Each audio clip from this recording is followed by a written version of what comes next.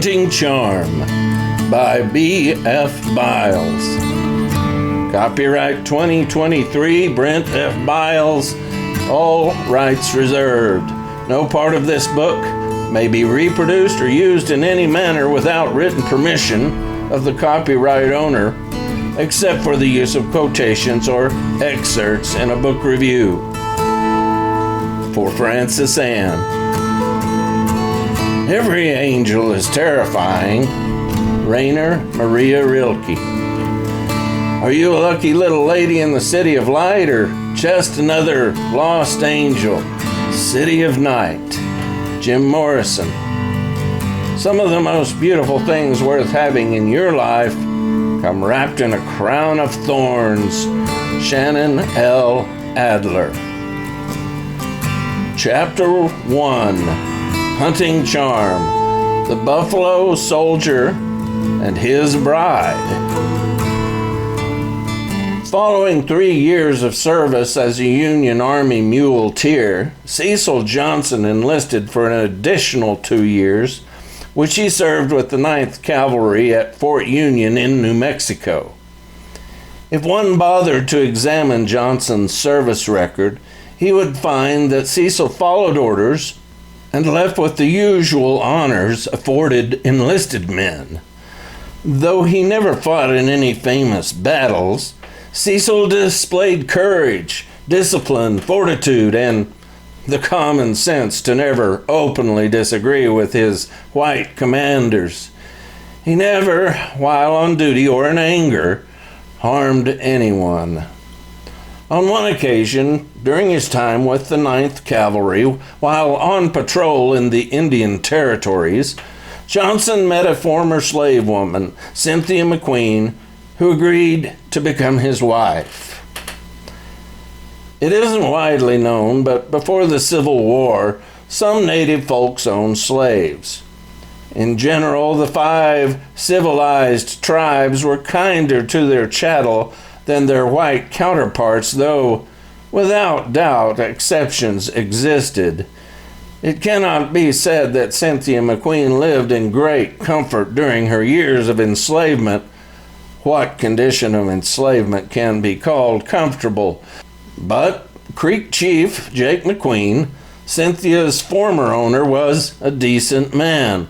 Indeed, Cynthia thought highly enough of Jake that following emancipation, she took her former owner's name. It didn't hurt that Chief McQueen granted Cynthia a plot of farmland. Things were not easy. Despite the help of an elderly gentleman from Mississippi named Mr. Sugars and occasional gifts of food from Jake, Cynthia barely managed to survive. If she stopped long enough to think of it, she reckoned that one day she would die of exhaustion, starvation, boredom, or all three. So when a 9th Cavalry patrol, 12 Buffalo soldiers with a white lieutenant in charge, rode into Chief McQueen's settlement, Cynthia saw an opportunity to find a husband. She didn't hesitate. At the time, the Creek Nation occupied the central part of what would later become Oklahoma. Jake, a shrewd businessman, had exploited the property ownership structures set up by the Dawes Act and had, by hook or crook, accumulated a decent-sized tract of land, nearly 10 sections. Whether the land was his would later come under dispute thanks to the clever, some might say sinister, machinations of white men. Nevertheless, for a time, Jake was a man of decent means. Along with Cynthia, Jake's community spread over a 10-mile radius and consisted of 7 homes, 4 houses for relatives, and 3 others occupied by former slaves. The kindly Mr. Sugars bunked in Cynthia's barn, and a troubled former slave everyone called Cactus Branch lived less than a mile away from Cynthia in a place of his own. As a child, Henry Walker survived a torturous beating from a band of slave hunters. The experience left the boy with a malformed right shoulder and a claw-like lower right arm.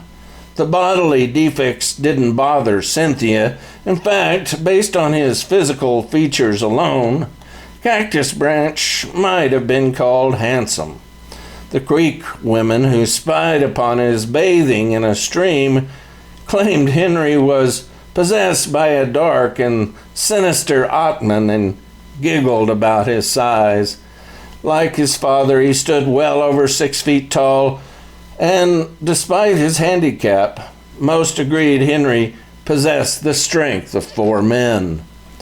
The beating and the death of Henry's father left psychological wounds, the kind that never fully heal. His demeanor made everyone, including Cynthia, uneasy. Henry Cactus Branch Walker lived beneath a cloud of woe, his brow perpetually knitted in despair, his eyes dark and downcast. The native tribesmen showed no interest in having Cynthia for a wife, so until the appearance of the cavalry patrol that day, no prospects for a husband other than Cactus Branch and the elderly Mr. Sugars existed.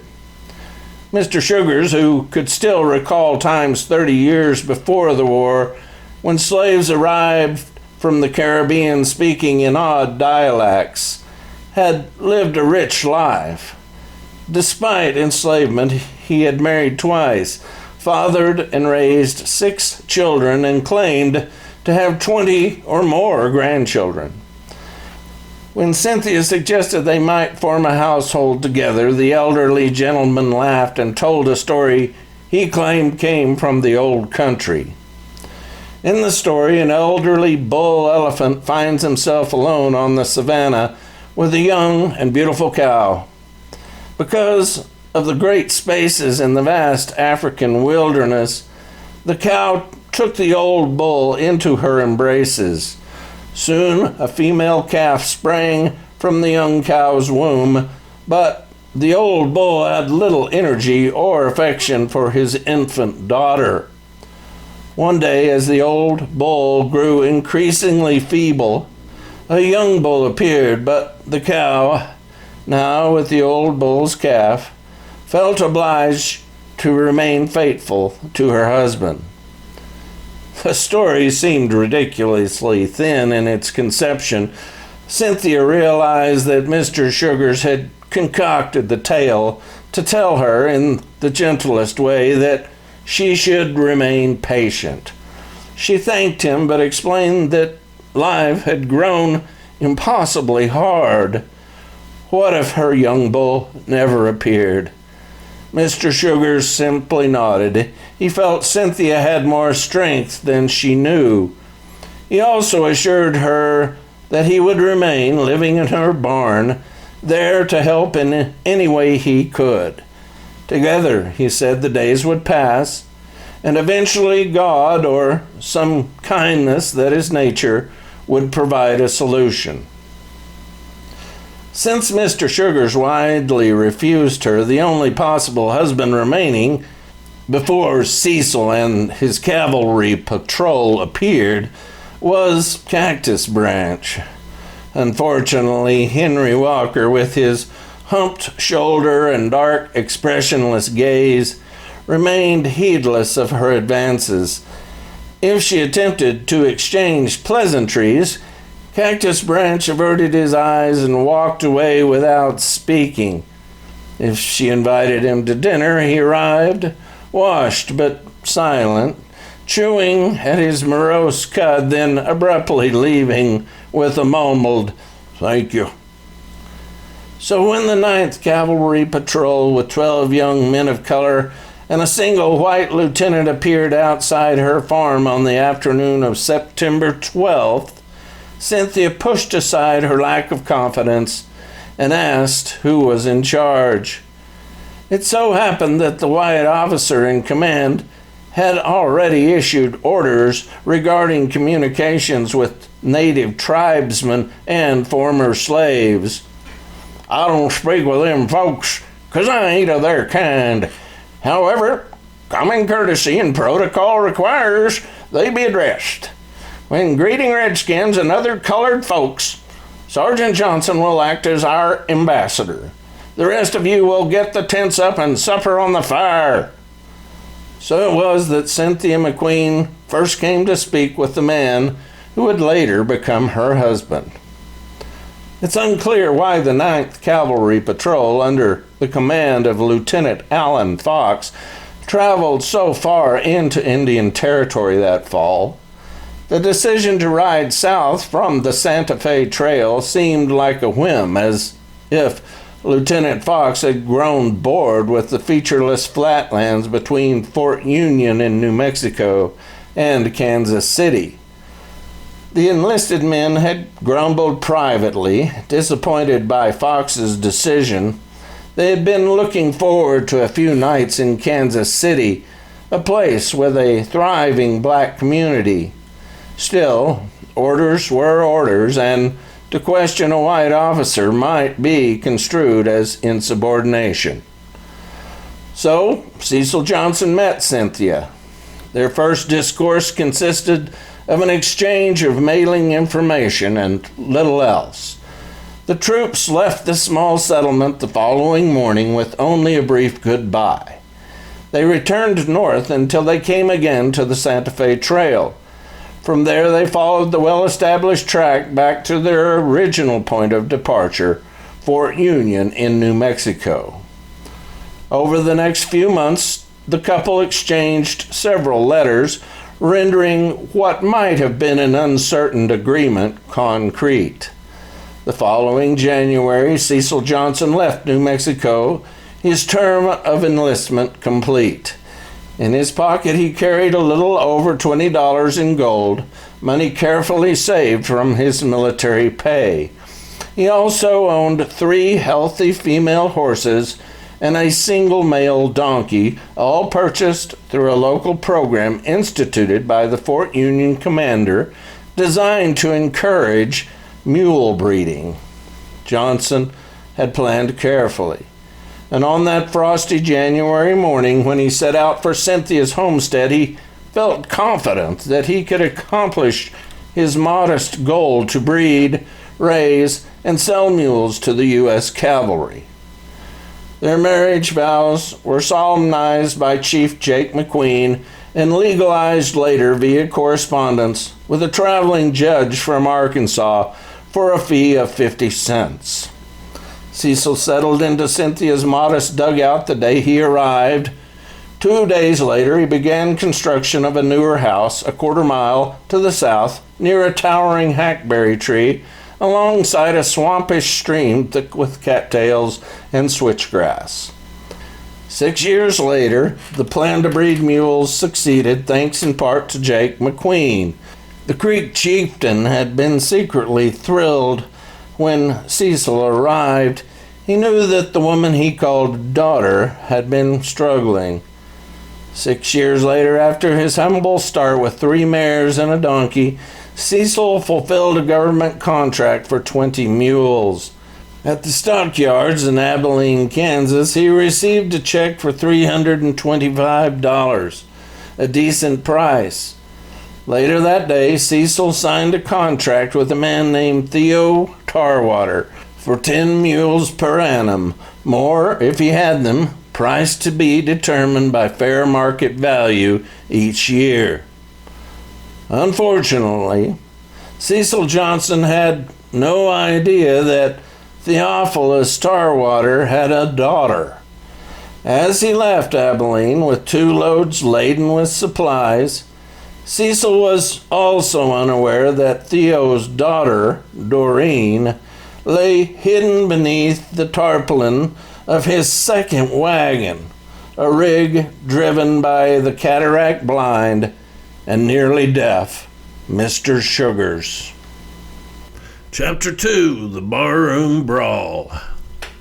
Hunter Brantley slumped against the saloon rail, tilted a shot glass into his mouth, and settled in for another day of boozing. He ignored the rumbling in his gut, knowing the acid blaze would disappear if he could only take another swallow or 2. Drinking early and often had become his habit. and he had no plans to break with tradition on this day, which he judged to be Monday, though it might have been a Wednesday. Hunter, unshaven and filthy, loved drinking, but he enjoyed his own sense of self-pity more. He stared into his shot glass and felt a satisfying tear well up in his eyes. "Oh, Patsy," he croaked. Matt Grayson, Brant's trail partner, arrived that morning knowing he had work to do. He had received word from Brant's mother that her son had required rescue from the evils of drink and moral degradation. "It's a problem his daddy always struggled with, and I reckon Hunter caught the boozing bug too. He's a weakling, despite them books about his fast gun and all." Hunter's mother spoke the words plainly in a flat monotone. "I reckon you'll need to fetch him back here for a few days, so we can get him cleaned up." "Yes, ma'am." Matt, the perfect gentleman, tipped his hat. Fully aware he might get his tail kicked, as Hunter had kicked his tail at least 3 times in the past, Matt, nevertheless, sauntered confidently into the Dodge City saloon that morning, boot heels knocking along the pine wood floor. His knowledge of Brent's superior fighting skill did not diminish faith in his ability to convince Brant of his erroneous ways. "Brant, you're gonna float off in that bottle if you don't take a rest." Matt gave Brant a slap on the shoulder, an action that drew no response. For a moment, Matt wondered if the liquor had impaired his friend's hearing. "You can't even say howdy to your partner?" Hunter remained silent. "I reckon you can't hear me, so I'll say whatever I like. Did I mention you look like a dead dog that's been dragged through a pigsty? An improvement, I'd say. You were never a handsome man, and the smell coming off of you, well, it's enough to overpower a pasture full of daisies. What do you say to that?" Hunter said nothing. He didn't even look at Matt. For his part, Matt was beginning to believe Hunter had sustained some sort of traumatic brain injury. "Actually, I may have some explanation for you, but should I put this olfactory effrontery? I don't know what I'm looking at back here, but..." Matt regarded Hunter's backside. "I think you might have trusted a bit of gas that you shouldn't have." Once again, Hunter remained silent. Inside, however, he felt his resolve slipping. Matt could be as persistent as a fly on a horse's hindquarters. Sensing a weakening, Matt studied his friend, noting a lowering of the brow and a slight exhalation. He decided a gentler approach might be in order. Brant, despite the many tales of his heroic gunslinging expertise, had always been sensitive. "I'm just joshing you. It's your old pal Matt." "Hunter, can't you even say hello? I came all the way from Ulysses to check on you." A long pause, then. "Howdy." "There you go. I knew you could be civil if you put a mind to it. When's the last time we spoke? 4 months? 5? Brant nodded slightly, recalling long hours spent riding a cold trail, listening constantly to a string of theories and observations about whatever crime or kidnapping they happened to be investigating. Matt's annoying smile and outgoing personality grated on Brant, even at the best of times. "What do you want, Matt?" Brant croaked. "You're getting downright loquacious on me." Matt gave Brant a poke in the shoulder. "What was that? 5 or 6 words all strung together?" "Shut up and tell me why you're here." Matt stared at Brant for a long moment, grinning. "I told you already. Your mother asked me to check on you." Brant didn't respond to the comment. He didn't feel compelled to explain the early drinking or the absence of niceties such as washing and grooming. Matt Grayson could kiss his hindquarters. The guy spent too much time on his hair. Doesn't a man have the right to drink himself to death? Brent grumbled. I'm a man, ain't I? I'm sure you wish I would leave so you could cozy up to that bottle, but on top of your mother's obviously valid concerns, I have a job for us. I need your assistance. Judging from your condition, however, I'm not certain you're ready for our next adventure. I knew that brilliant detective's mind would get it eventually. I'm unfit to ride, so why don't you just clippity-clop on down the trail? Matt nodded and moved closer to the rail, motioning for a glass. The handsome cowboy gazed at the bottle sitting near Brant's left elbow, noting the liquid's cloudy appearance.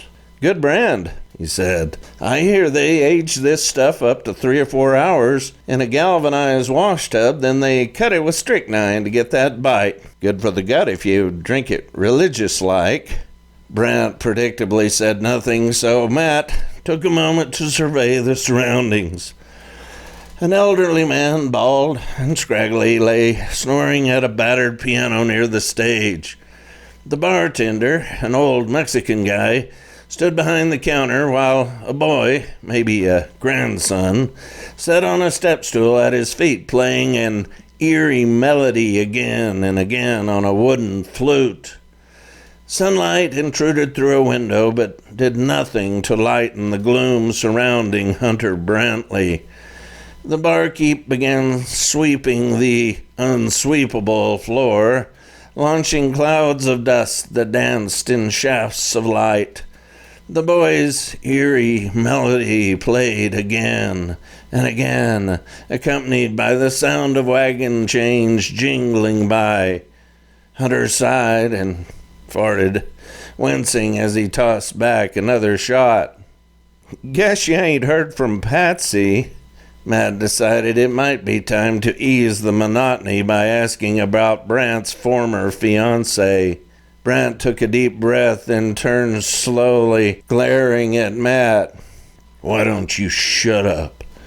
Big ladies man, ain't you? Different gal in every town. Brant's voice gained intensity. You said it yourself, I ain't a good-looking man. I ain't the kind of fella the gals take to. That doesn't mean I don't like 'em. I'm a normal man with normal needs, Matt. Why can't you just leave things be? Matt suppressed a grin, mumbled an apology, and focused on what looked like a bloodstain on the wall near a frame that had once been a mirror. A few minutes of sweeping, jingling chains, flute playing, and farting passed before Matt dared speak again. I got us a good-paying job, but I need your help. One of these stockmen in Abilene says his daughter ran off with a colored fella. He said his girl wasn't in her right mind and sent out a couple of other men after her. When they came back, they reported the gal dead. I ain't so sure she is dead, but anyhow, this stockman wants the man found. He got our name from Mr. Patterson in Kansas City. You remember how we tracked down his wife who ran off with that Yankee soldier? This gentleman in Abilene is offering 500 gold plus 200 in expenses to find his girl. Matt waited for a long moment, but Brant remained silent. I found out the colored man and his family live in Indian Territory in one of those colored townships. I figured you and I could ride out there and have a look. Brant felt his hands shaking and tasted acid from his burning gut. The normally calming effects of rot gut weren't enough to counteract Matt's persistent chattering. Still, he had to try. Brant reached for the bottle. Then, in an act of shocking audacity, Matt placed a hand on Brant's arm. You gotta put that bottle down, brother. You're sick from this stuff, and your mama and me, well, we would miss you if you died. Brant struggled to lift the bottle, growling, Why don't you mind your business? No, sir. Matt gripped Brant's forearm more forcefully. "You ain't taking another drink today.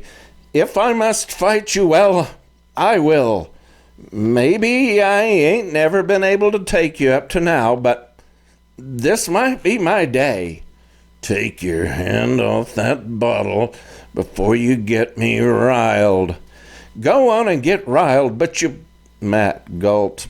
"You, by God, ain't taking another drink." The barkeeper stopped his cleaning, looking nervously at the two men. The ancient ivory tinkler, now awake and somehow fully aware of the situation, moved toward the door, ready to alert any passers-by should a fight break out. The seconds ticked by as Brent struggled to lift his arm, and Matt, with leverage, pinned it back to the bar again. Finally, as if he might be prepared to concede, Brant eased his hand away and nodded, lifting both hands in resignation. The barkeeper sighed. The pianist reclined once more onto his bench, and the boy began his eerie, tedious melody once more on the wooden flute. Unfortunately, the barman's relief was short-lived. Brant's seeming concession had been a mere ruse, and with surprising alacrity for one so drunk, the reeking cowboy swung a bashing fist, which landed harshly upon the jaw of Matt Grayson, sending the handsome cowboy reeling back into a nearby table. Instantly, the sleeping pianist bounded through the barroom door, shouting, "Fight! We got a fight in here!" Matt, surprised and stunned by the punch, reeled backwards, only able to remain upright with the help of a table. "That was a good punch, but I don't think you got near the pepper on it you once had." Matt spat blood, grinning and rubbing his jaw. "I think the whiskey has taken the iron out of your hammer, Brant." "I still got plenty enough iron to nail your pretty tailbone to the floorboards." "No, sir, not today." Matt Grayson lowered his shoulder and charged. The initial contact pushed Brant up against the bar rail, knocking him breathless. A split second later, Matt's fist connected, sending Brant reeling down the bar, where he somehow caught the lip of an over-full spittoon with the toe tip of his boot and launched it, the reeking contents showering him head to toe. Matt charged a second time, using his momentum to punch Brant squarely in the temple. The sound, like a horse's hoof knocking against the wooden sides of a stall, resonated through the room. The crowd at the doorway reacted with groans of approval. Brant, reeling from the punch, struggled to remain on his feet. He swayed precariously, shook violently, then slapped himself on each cheek to restore brain function. Then, just as Brant seemed ready to re-engage, the drunken cowboy's expression changed to one of desperate alarm. He burped, then heaved. "Clear path," he roared. "I'm gonna spew." As he forced his way past a rotund, mayoral-looking man, Brant felt Matt's grip on his shoulder. The whiskey and acid from Brant's tender tummy rose, and as Matt's final devastating punch landed, sending Brant into a slow-motion pirouette through the barroom doors and onto the wooden sidewalk outside, the forlorn cowboy realized with a degree of satisfaction that he had, in that crucial moment, managed to expel the contents of his stricken stomach with splashing effectiveness into the face of his lifelong friend and partner, Matt Grayson. As the skies undulated above him, Hunter Brantley fell onto the wooden decking. in a butt-stomped dream, but with a curious look of bliss he lay gazing upwards. The clumping of boots, amplified by the wooden porch, seemed almost musical. He wanted to tell the whole group to settle down. After all, a man needs his rest. Then, with a contented burp, he closed his eyes. The sparkling blue skies faded to black while the crowd, voicing disappointment that things had ended quickly, with hardly enough time to place bets on the outcome, stared down at the filthy, unshaven, tobacco-spittle and blood-splattered, barely breathing remains of Hunter Brantley. He woke some time later, a bitter taste thickening his mouth, his clothing damp, the smell of rain in the air, the sky tilted in between the parting clouds, the crystalline blue that comes following a shower in the late days of April, knifed into his skull. Head throbbing, he sat up, but something was wrong. "What in blue blazes?" he yelled. "What in the hell do you think you're doing, Matt? This is beyond civilized behavior." Brant rattled the leg irons that connected his ankles to the side rails of Matt's wagon. "You'd best just settle back there," Matt advised. "The doc back in town gave you enough laudanum to knock out a donkey. Sorry about the leg irons." Brant felt his anger rise and began to thrash about wildly, jerking at the chains. His fury lasted only a few seconds before waves of nausea overwhelmed him. Despite his anger, Brant was forced to lay back and stare once more at the rotating sky. "You can't keep me tied up like a prisoner forever, you know." "Don't intend to." "When you let me loose, I'm gonna kick your butt so high you'll have to pull your six-shooter with your molars." "We'll see." Matt slapped the reins to increase the pace, causing the wagon to bounce uncomfortably along the primitive roadway. "Is it necessary to go so fast?" "I'm hoping to get into Ulysses by nightfall." "Ulysses?" "Well, I figure there wasn't a better place to take your raggedy ass. I'm going to let your mama get a look at you." "What the hell, Matt?" Brant's voice cracked in anguish. "I gotta get cleaned up to see Mama. This ain't square dealing." "I'll tell you what ain't square dealing is you drinking yourself into a state of disgust. I'm downwind of you, and you still smell like a rotted cow. When's the last time you had a bath?" "It wasn't more than a month ago." "Well, I know you haven't changed clothes lately. You still have that bit of stew on your shirt from October. It's April, Brant. April. You totally let yourself go and you did it over a danged woman. I understand that you and Patsy talked about getting married, but this is plumb ridiculous." Brant didn't know how to reply. Upon consideration, he realized he had neither bathed nor shaved for some time. He pulled himself onto his elbows, shivering, examining his attire. His buckskins were ragged and greasy, and his shirt had large concentric circles of dried sweat under both arms.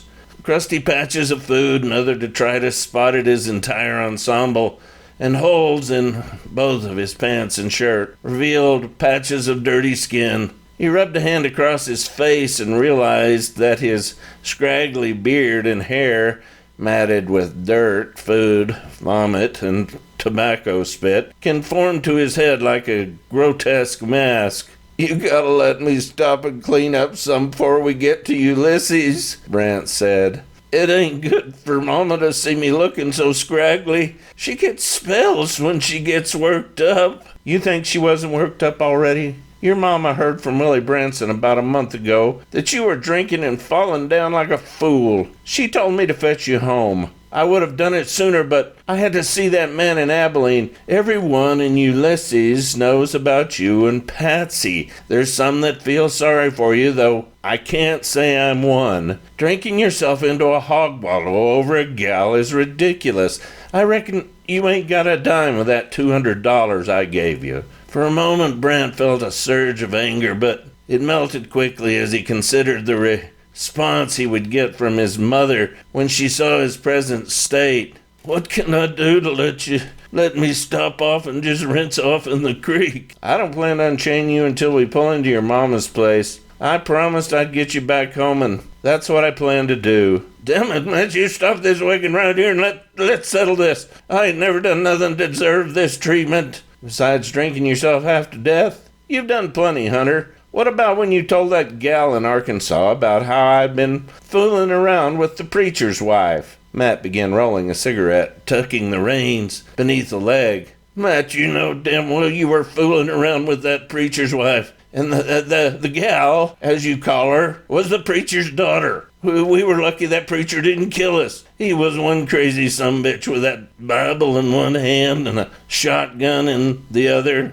"Oh, I see. So it's okay if you jump in the middle of my foolhardy business, but I can't intervene if you're about to kill yourself." Matt sparked a lucifer, lit the hand roll, then offered it to Brent. "Smoke?" "Thank you." Brent's hands shook so violently he could barely hold the fuming cheroot. "That ain't the point, Matt. What I'm saying is, you didn't have any good reason for acting poorly. You wanted to fool around with two different women, and one of them was married, and the other, her daughter, wasn't old enough to play around with like what you had in mind." "Oh, I see. And your reason for drinking half the booze in Kansas wasn't a bit foolhardy. Is that what you're saying? I personally can't see the good sense in killing yourself because some gal left you. There's a world full of women, Hunter, and you're tall. Women like that. I know it wasn't sensible for me to be so downhearted when Patsy ran off, but I never expected her to leave so sudden like. I miss her something awful, and I can't stop thinking about how we could have been. Oh, hell, you can't understand how I feel. You ain't never lacked for the attention of a gal." "Jesus H. Christ, wearing a mesquite hat. You don't know what the hell you're talking about. I've been lonely before. It's a natural part of life. You talk like you're the only fella that ever got his heart broken." Matt rolled and lit a second cigarette, then gave the reins a snap. The wagon rattled on, the two men cooling off as the flatlands of Kansas rolled by. Eventually, Brent, still numb from laudanum, dozed, sleeping fitfully through the afternoon. When he awoke, head pounding and one leg cramping, he thrashed about for another long moment until he had to stop again for dizziness. From his vantage point in the wagon bed, Brent could see that it must be nearing evening. He knew the country and realized they would not make Ulysses for hours. A cold craving for whiskey clutched at his guts. He had seen men, his father mainly, suffering from tremens, crying out for a drink. One day, the old man had simply fallen in his tracks. The doctor spoke of heart failure, but Brent knew the booze and working like a devil day and night for little money and no respect had killed his father. Brent missed his boisterous and sometimes sullen old man, but time had taken the edge off things. When his mother remarried, he felt a sense of relief, and even though Brent knew he would never think of Fred Tucker as his father, at least the man cared for his mother, didn't drink much, and had turned the farm into a profitable venture. That booze can kill you. Some folks are just prone to drink too much. Sometimes drinking runs in families, Matt said. "How the hell do you do that, Matt?" "Do what?" "I was just thinking about how my daddy drank himself to death. How is it you seem to know what I'm thinking half the time?" "I reckon I've just known you for so long. It's natural." Brent just nodded, and the silence between the men stretched out like a prairie. As the shadows of evening crept across the plain, the waning sun painted the sparse clouds orange and purple, and finally a deep glowing umber. Matt pulled to a stop near the Cimarron River. As he circled the wagon to unhitch the team, he said, "I reckon I'll let you get a bath tomorrow morning if you promise not to try and run off for more whiskey." Matt led the team a few yards away to drink and graze. "Are you going to unhitch me? You're not going to just leave me chained up here all night, right, Matt?" Matt didn't respond. Instead, the handsome cowboy made camp, pitching his tent and ignoring Brant. Eventually, Brant ceased complaining. Matt clearly had no plan to unchain him. As night fell, Hunter Brantley's stomach settled and the previous tilting sky leveled and filled with the mist of stars. When Matt wordlessly handed him a plate of beans, for once he welcomed the nourishment. "Matt, what were you saying about that job you had for us?" "Get some sleep, partner. I'll tell you about it in the morning." Chapter 3. A pair of long-barreled Colt pistols. "I do believe you have the trimmings this morning, Hunter." "Yes, I reckon I do." Brant's head throbbed and his muscles twitched. "You ain't got just a sip so I can calm my nerves, have you?" "No, sir, you ain't getting another drink, at least for now." Matt chuckled. "I might have one just to annoy you." "Just kidding. It ain't but 7 in the morning. Only a craven drunk like yourself drinks at this hour. I will, however, allow you to have that bath you were asking about. The water may be a bit chilly, but my nose could use a vacation." "Oh." Brant made a painful groan. "I reckon I'm ready." "I pulled some of your clothes out of your knapsack last night and rinsed them off in the stream." Matt placed a steaming cup of coffee in Brant's hand, chatting pleasantly as he unlocked the leg irons. "That ain't whiskey, but I reckon it will calm your shakes some. You look like a rattler still writhing around after getting bull stomped." "Would you shut up?" Brant slid from the bed of the wagon, wobbled to his feet, then stumbled toward the creek. "I reckon I'll throw those clothes you're wearing in the fire as soon as you get out of them. I swear you must have shit your britches multiple times." "All right, that's enough." The effort needed to raise his voice made stars sparkle in Brant's eyes. "I reckon you're right. One should be discreet regarding another man's incontinence. Still, it does bring up an interesting point. Your situation reminds me of an old mule skinner I once met. I reckon that fella hadn't had a bath in 5 years. The smelly old bastard had some colorful detritus on his apparel. Scientifically speaking, there may be a certain level of dirtiness a feller can get to, topping off point, so to speak. On the scale of 1 to 10 on the filthiness scale, Brant, I reckon you were right there at the top." "Damn it, Matt, my head is spinning and you're just jabbering like a schoolgirl. Why don't you quiet down and let me get my bearings?" Matt nodded pleasantly and said no more. The morning sun warmed the prairie, but the early spring air chilled Brant, adding a shiver to his tremens. Nevertheless, when he reached the water, he strode bravely in and set himself down in the icy flow with only a minor yip. Matt flipped a bar of strong-smelling soap wrapped in a rag into Brant's hand, then placed a small bag next to the riverbank. "I got them clean clothes hanging on a branch near the wagon.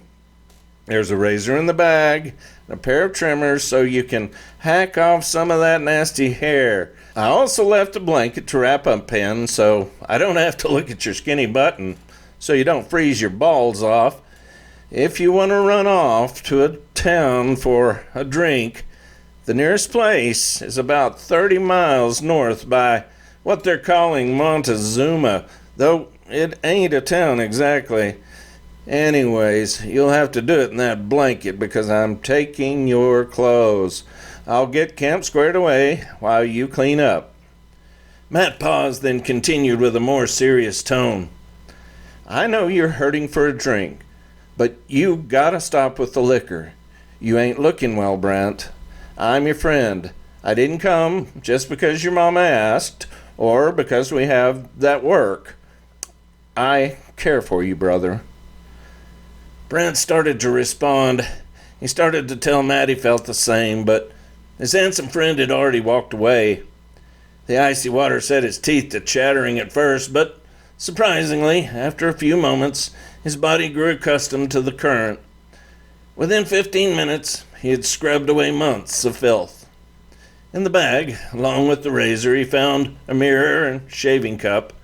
After climbing from the stream and wrapping himself in the blanket, he hacked, scraped, and clipped, removing clumps of matted hair and nips of skin from his face and head.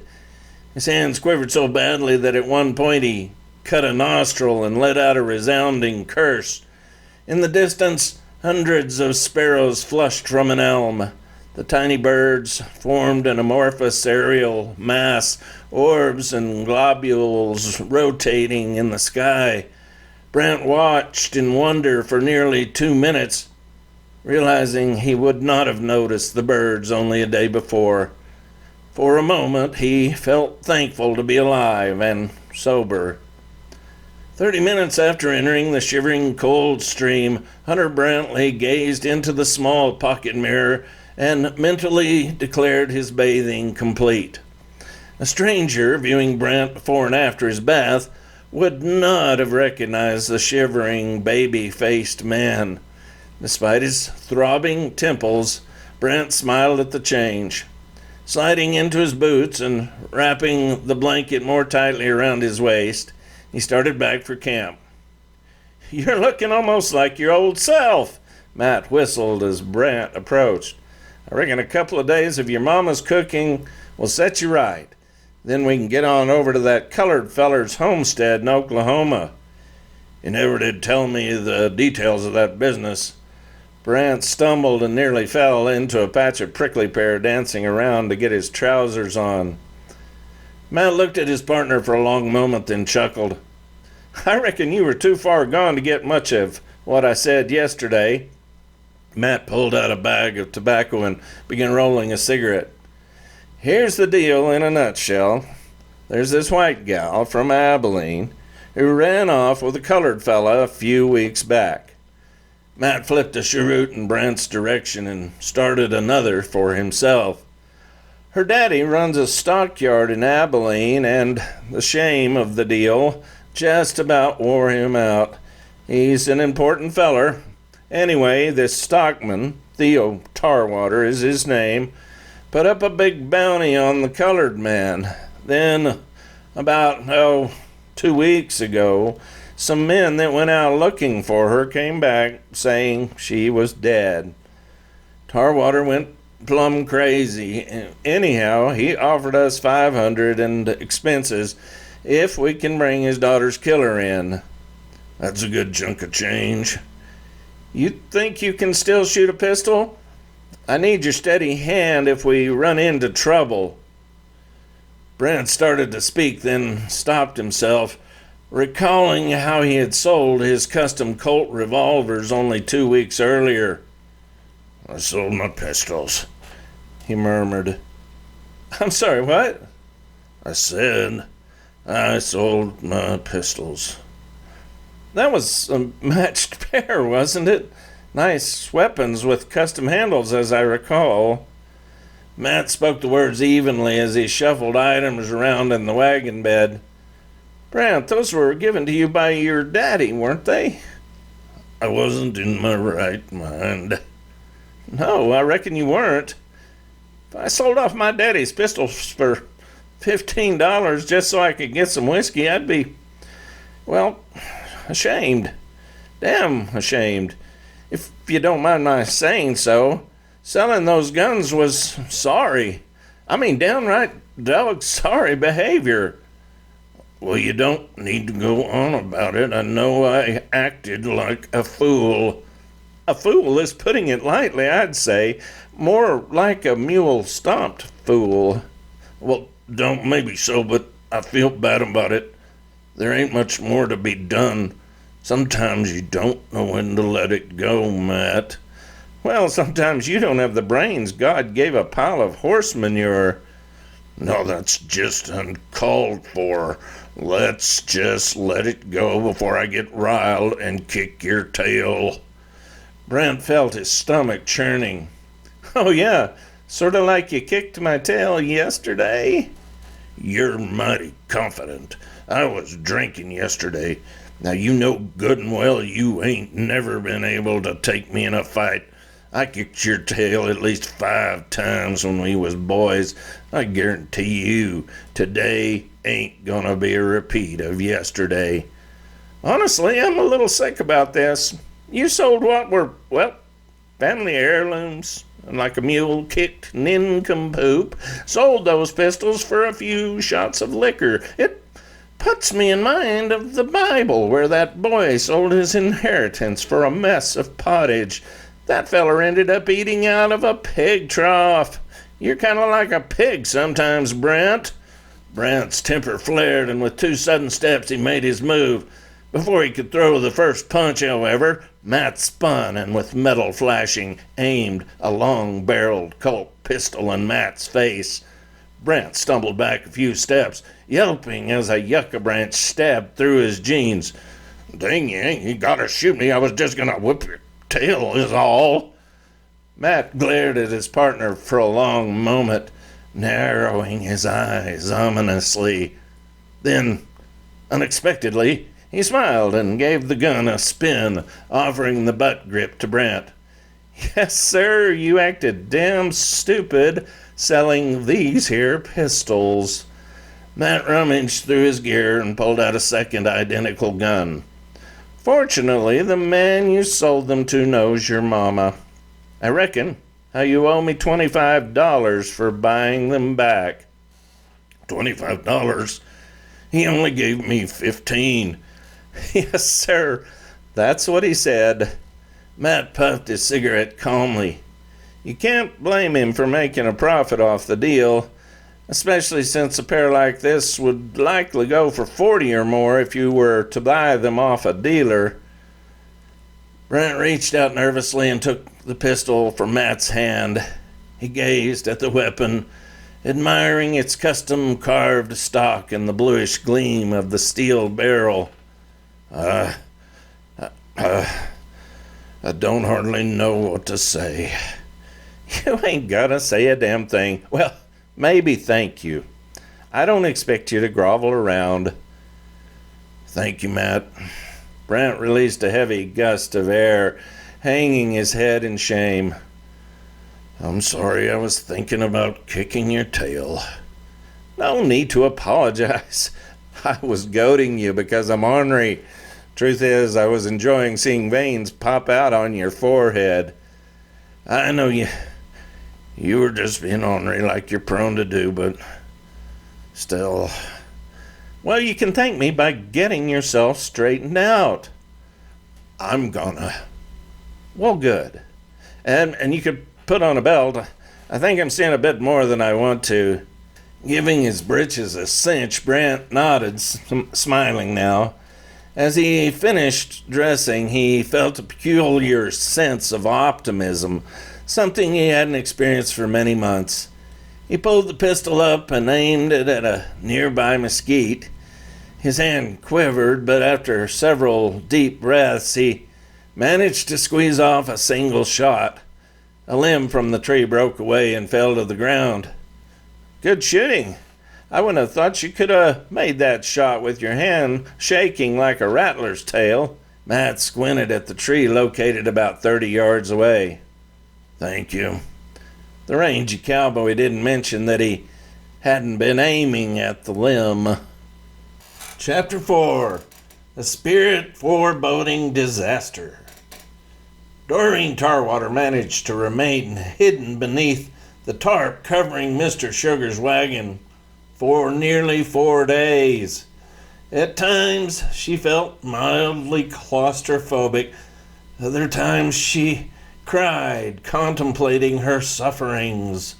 She was comfortable enough, thanks to a large bolt of calico fabric that served as a headrest and her small valise, which provided cushioning for her bottom. Thanks to the temperate spring weather, she was neither too warm nor cold. She sneezed once and had periodic hiccups, but the sound of the mules and wagon, along with the fact that Mr. Sugars suffered from hearing loss, prevented detection. She spent most of the first 2 days dozing and reading from a book of Shakespeare's sonnets. She managed to slip out both evenings to relieve herself and refill her water flask. On the second night, as the men slept in their tent, she found a bit of jerky and a few crackers left near the fire. The third day she almost wet herself, but with the help of a challenging sonnet, managed to wait until they stopped. She vowed to drink less on the fourth day, but by noon realized she wasn't going to make it.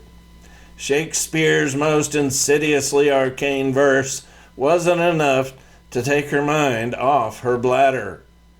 There was also the matter of Mr. Sugar's singing. The man simply wouldn't stop. She recognized none of the songs he sang, and eventually she realized he was simply improvising. Mr. Sugars repeated phrases, words, and melodies endlessly, making subtle changes, refining his extemporaneous composition. On the first 2 days, she found his singing pleasant, a gentle accompaniment for her comfortable ride. On the fourth day, however, as she sat squirming beneath the tarp, she wanted to scream for him to stop. A lamb lost and lonely wandered far and astray. Couldn't see how the master cared for it every day. Little lamb without sense, traveling on that new way, wandered so far and wide, nevermore would she play. Poor fool, never seeing his care. Poor fool, precious father is there. When Cecil saw Doreen leap from the wagon from the corner of his eyes, he wondered if he had seen a ghost. Chief McQueen spoke of spirits that appeared suddenly, usually signaling great ill or disaster. Cecil had never seen a ghost, but when he saw Doreen, he felt the hair on his neck rise. "What in Lord's name was that?" Mr. Sugars exclaimed as both wagons came to a shuddering halt. "Not sure. I think it might have been a white woman." "Lord have mercy." A half-minute later, Doreen, feeling better, rose from behind a thicket of oak brush, straightened her dress, and turned back toward the wagons. Having decided the colored men must be employees of a farmer somewhere in Kansas, Doreen, pretty and vain, pulled herself up proudly as the two drivers stared at her in astonishment. "Hello, ma'am," Cecil gulped. "It's quite a surprise seeing you in these parts." "Hello, yes, I imagine that is so. I was forced to stow away on your wagon. My father has been brutalizing me at home. I appreciate the provision of refuge."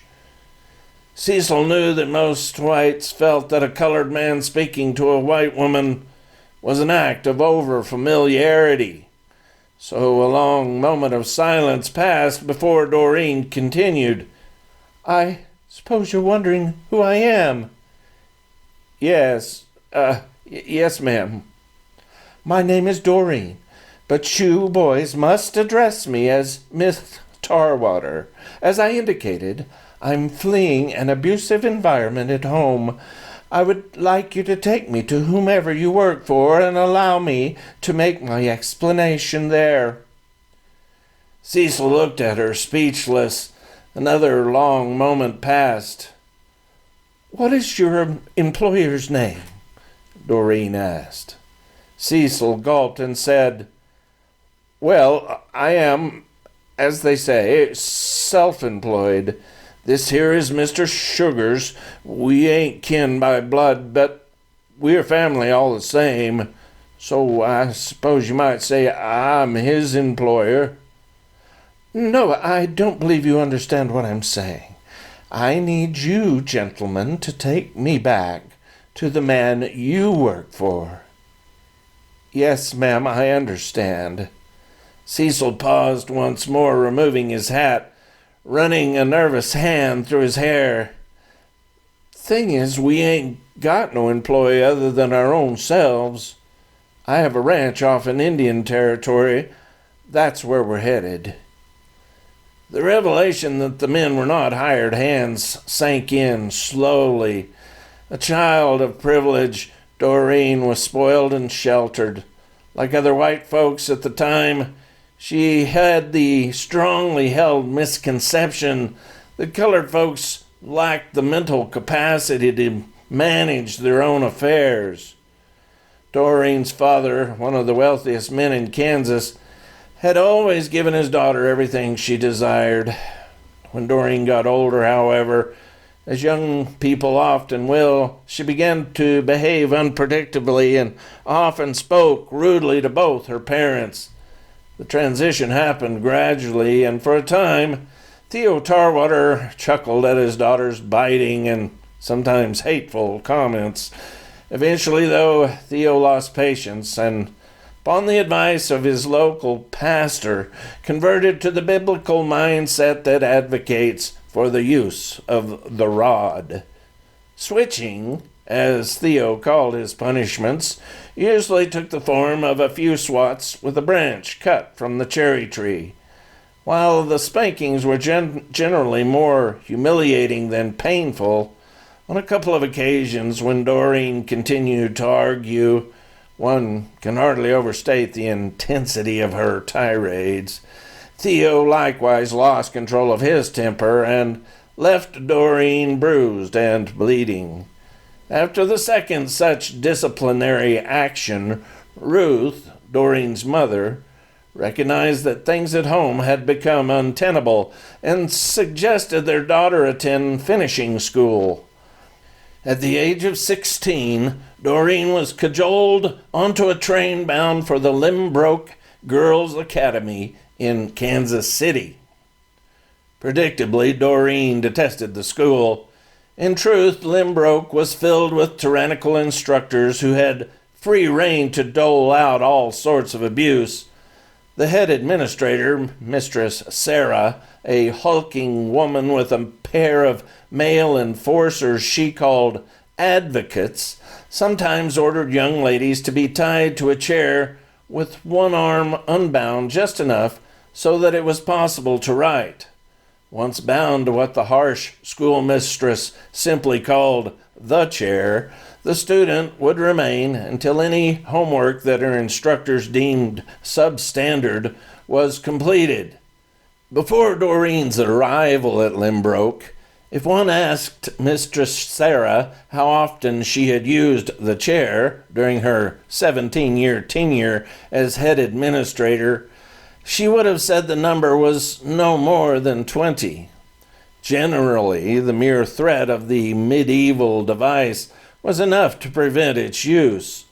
On the occasions it was used, pre-Doreen, the longest any of the young ladies at Limbrook remained tied up was just over 2 hours, and that occurred only because the missing assignment the student had refused to complete required that length of time to finish.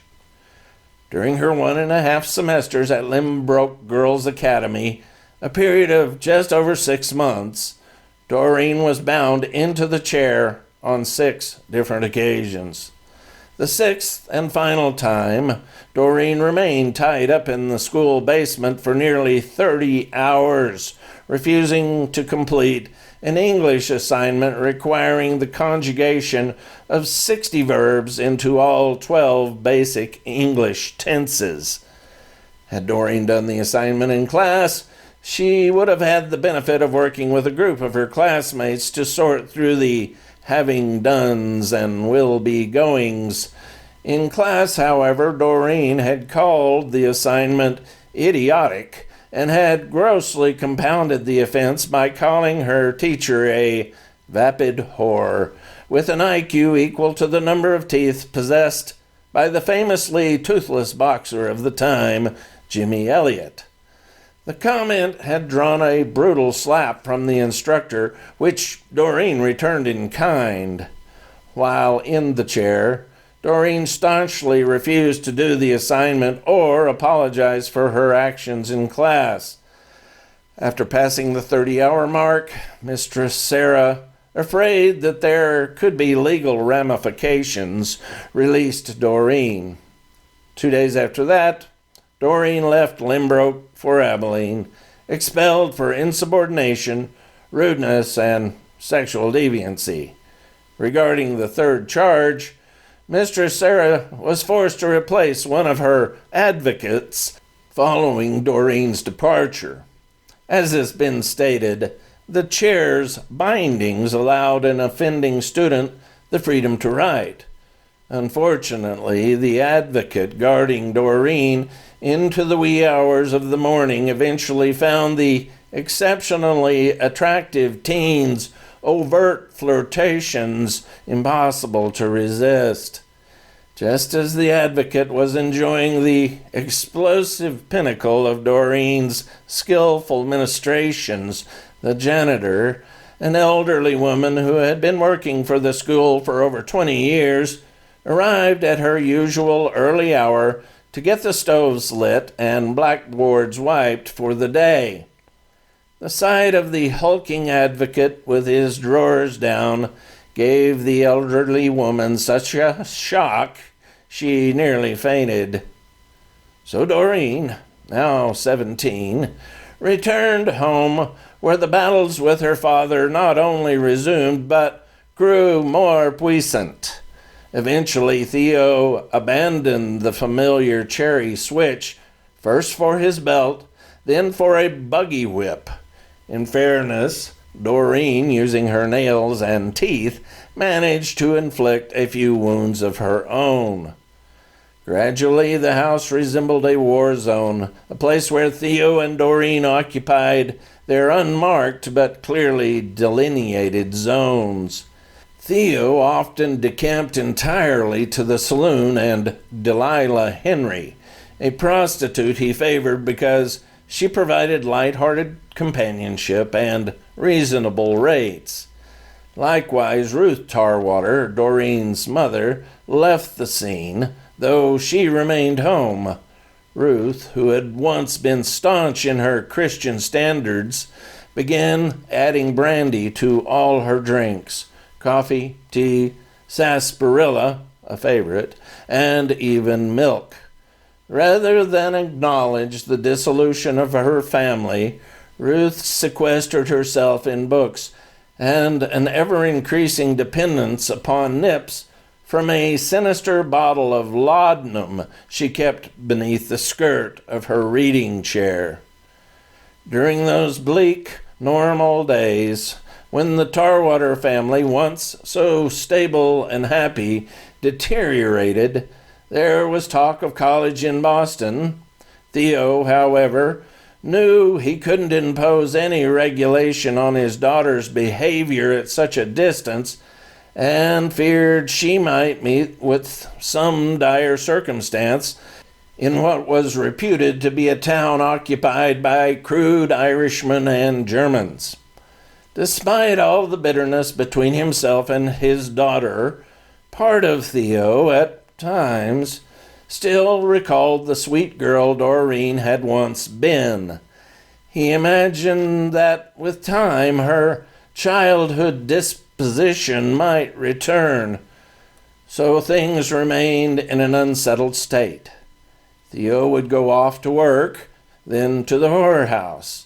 Ruth would sit reading and drinking in her chair, and Doreen, at least once or twice each week, would slip out for a rendezvous with one or another of the young men that struck her fancy around town. This continued until shortly after Doreen's 18th birthday, when she found out she was pregnant. There was some confusion about the father of the child, but Doreen, who had taken a liking to a card-playing dandy named Roman Cardenas, claimed he was the father. Theo, who knew of Cardenas, had no desire to invite a Mexican into the family, and secretly paid Roman $200 to leave town. The gambler was more than happy to comply and disappeared.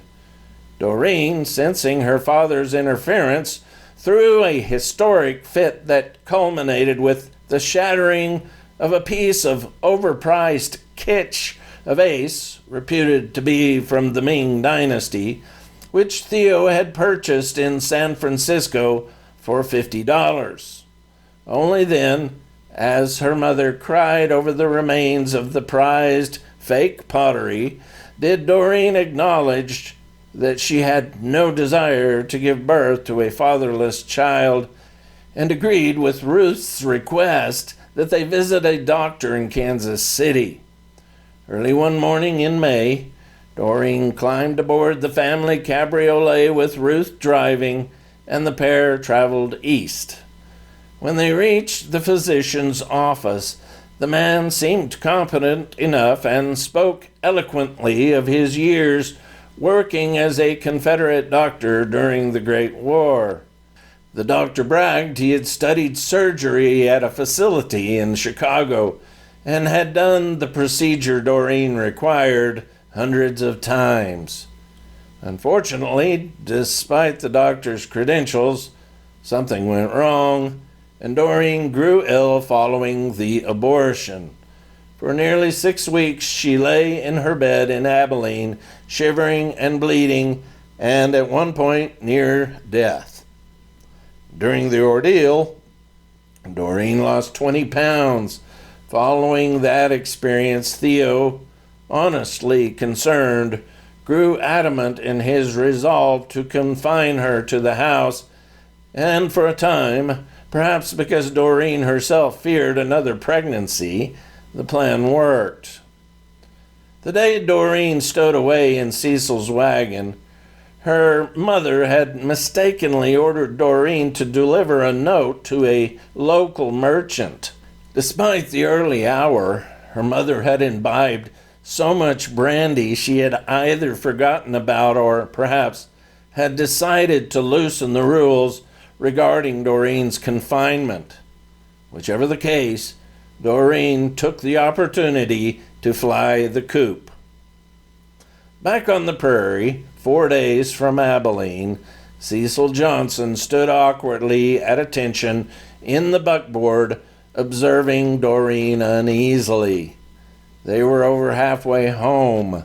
By employing an extra team of mules and rotating the animals, they had been traveling late into the evening.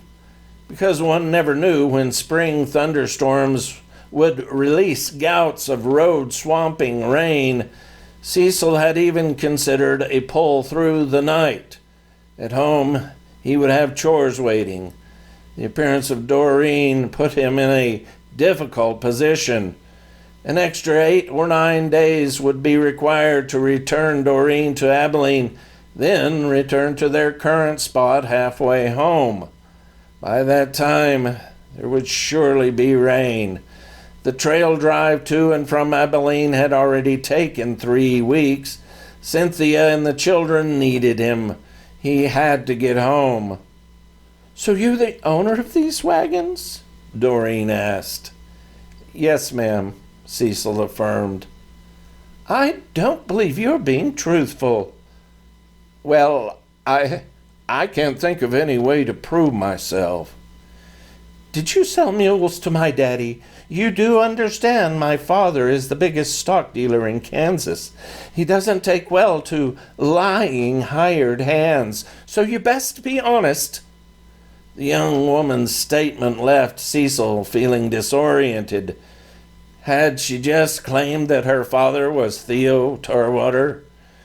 If that were the case, he had no choice but to return to Abilene. Cecil didn't know Theo Tarwater personally, but he did understand that powerful men often employ ruthless means to achieve their goals. As a new business associate of Tarwater's, Cecil also understood that failing to return the man's daughter could result in a lack of trust, a loss of his contract, and because of his skin color, perhaps much worse. "You're the daughter of Mr. Tarwater?"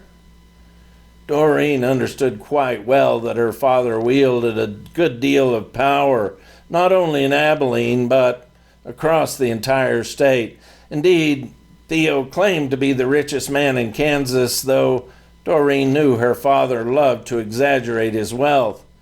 Still, Theo would be furious when he found his daughter missing. If he hadn't already, he would soon organize a posse to track her down. "What if I am?" Doreen tilted her chin proudly.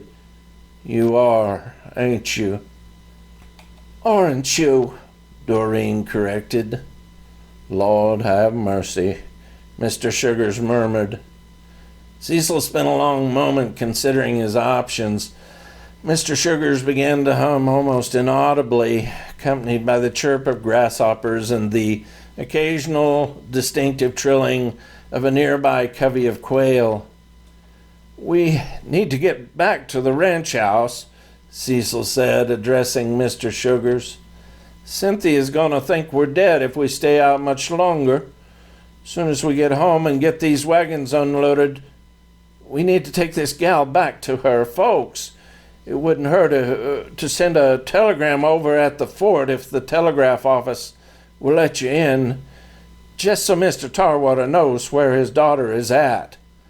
"I'm not going back to Abilene," Doreen said.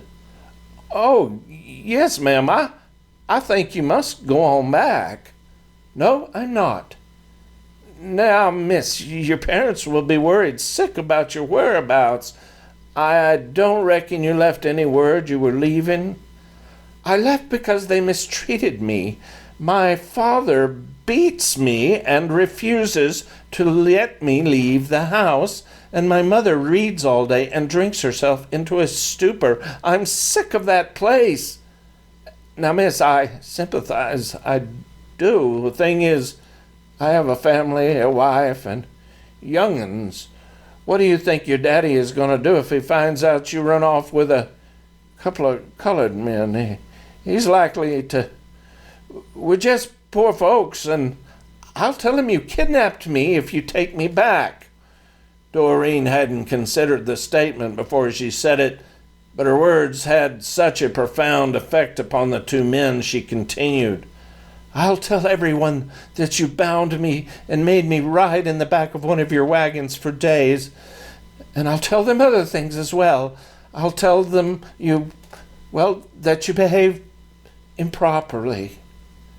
The last phrase visibly terrified both men.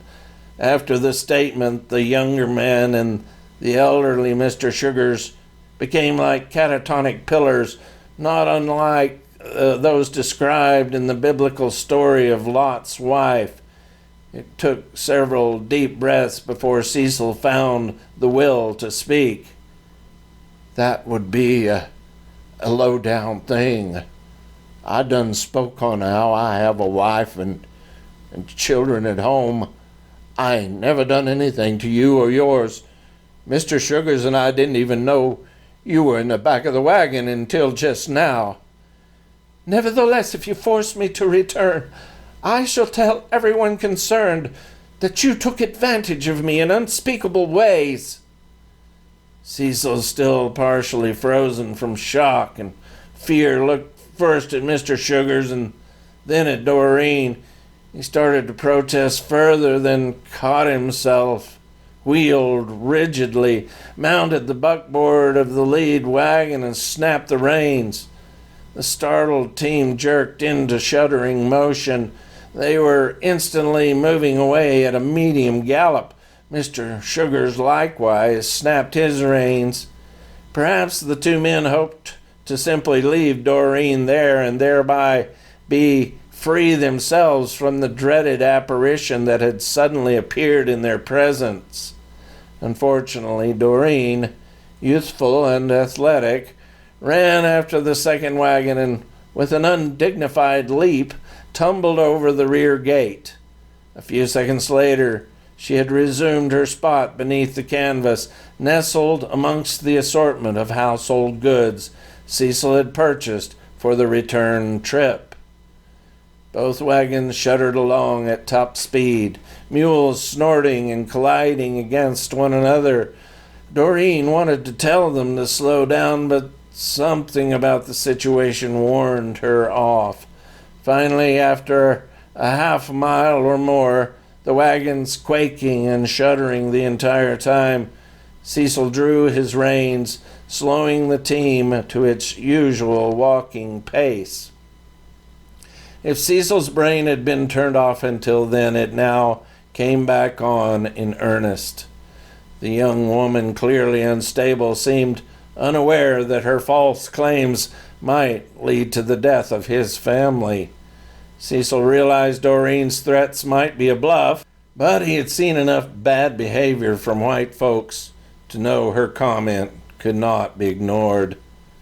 Cecil also realized that Doreen's father might already have men on their trail, men on horseback capable of traveling at twice their speed. He glanced nervously behind them, searching for riders, thinking once again of Jake McQueen's admonishment about the appearance of ghost-like spirits foreboding disaster. Chapter 5. The Search Party. Theo Tarwater spent most evenings in the company of Delilah Henry, a woman who worked at the Pennyback Saloon near the stockyards. Delilah, a stout young Irish girl, didn't mind that people compared Theo to an overweight and surly male pig. Indeed, when Theo made crude comments or drank too much, Delilah laughed right along and matched him, drink for drink. For her part, Delilah enjoyed spending all her time with Theo. It meant she didn't have to bunk down with a series of other unwashed cowboys. In a similar fashion, Ruth Tarwater had grown indifferent to both Doreen and Theo. When she wasn't sitting in her chair reading, she spent time with a group of other middle-aged wives in stale relationships, discussing books, fashion, politics, or local gossip. On the day of Doreen's flight, Ruth Tarwater spent the evening reading and discussing a series of risque passages by the French author de Sade with her book circle. Ruth had also been sipping brandy and nipping laudanum throughout the day. Foggy from the combination of alcohol and opium, she simply didn't notice that Doreen, who remained in her room most of the time, wasn't at home. When Ruth discovered her daughter's absence the next day, she alerted her husband. Since Doreen had disappeared for a day or two on multiple occasions in the past, Theo didn't react immediately. Even though Doreen had calmed considerably following the botched abortion, he reckoned she might simply be getting back up to speed. The thought of Doreen's indiscretions infuriated Theo, but the stockyard and Delilah Henry were generally enough to engage his senses, so he adopted a wait-and-see attitude. It wasn't until the evening of the second day that he considered the possibility his daughter had left Abilene. "She's lost all sense of what's proper, and when she's home, we'll put her in leg irons," he told his wife that evening. "Don't start, Theo. How will people react if we chain our daughter?" "I don't give a damn what your snooty friends think. That prissy bunch of bookworms can kiss my rosy ass." Don't be disgusting. After more arguing, Ruth and Theo decided that the following day a group of men would be dispatched to find their wayward lamb. Then Theo departed to rendezvous with Delilah at the Pennyback, while Ruth retired to her bed, a bottle of brandy, and the sedate adventures of Adam Bede. The next morning, Theo awoke late and hungover from the previous night. Upon arriving at the stockyards, he summoned Claude Hallam, his foreman, and asked that 3 of their best men be employed to find his daughter. When Claude asked Theo where the men might look, Theo replied, "I said she'd run off. I didn't say where she might be. She's probably off in some cowboy's room. It's your job to figure out which one. Just find her." Claude observed Theo's bloodshot eyes, knew any further questioning would be useless. The stockyard foreman had learned not to squander time with useless queries. He also knew that the headstrong daughter of his employer could be nearly anywhere and in the company of almost anyone. So without hesitation, he summoned the Baylor brothers and Leon Scranton from their posts on the outer pens. The young cowboys arrived in his office a half hour later. "Bucky, you and Bart and Leon need to find this girl." Hallam spoke seriously to the pair of obese twins and their doe-eyed and remarkably emaciated companion. "You boys are the smartest fellers I got on the payroll, and I expect if anyone can find her, y'all can do it." "Yes, sir, I reckon we can." Bucky grinned, and after tugging his jeans to secure them beneath his overhanging gut, said, "Leon fooled around with her a couple of times. He might know a couple of places we could look." "That true, Leon?" Claude Hallam looked skeptically at the Scranton boy. "Yes, sir." Leon hung his head, grinning. "She said she wanted to ride on my pony, and I figured it wouldn't hurt none." Both Bucky and Bart guffawed loudly at Leon's comment. In fact, Bucky found the statement so amusing he farted, forcing his brother to collapse onto a bench. "I'm serious, boys, damn it.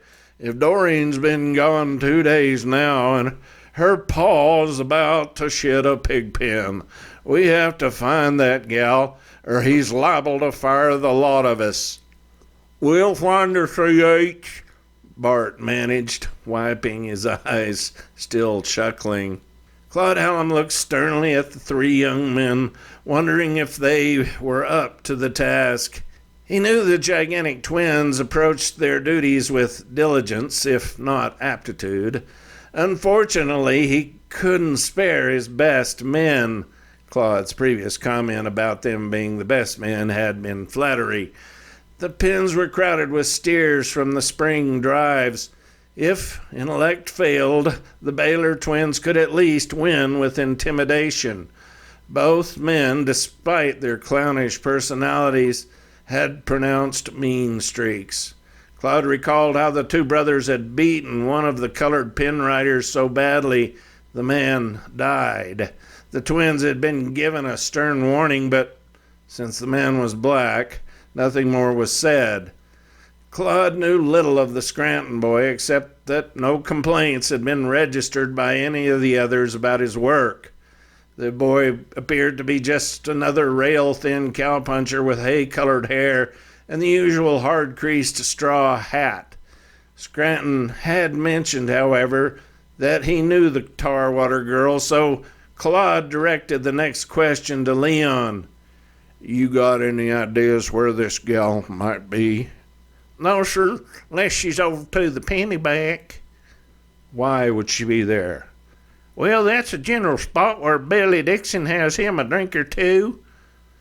"Doreen's got a liking for Dixon's big gun," Bart said, causing Bucky to giggle.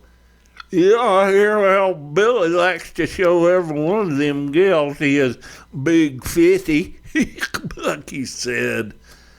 Hallam wiped his brow but didn't smile. He had heard the stories about Doreen. Most he deemed to be exaggeration.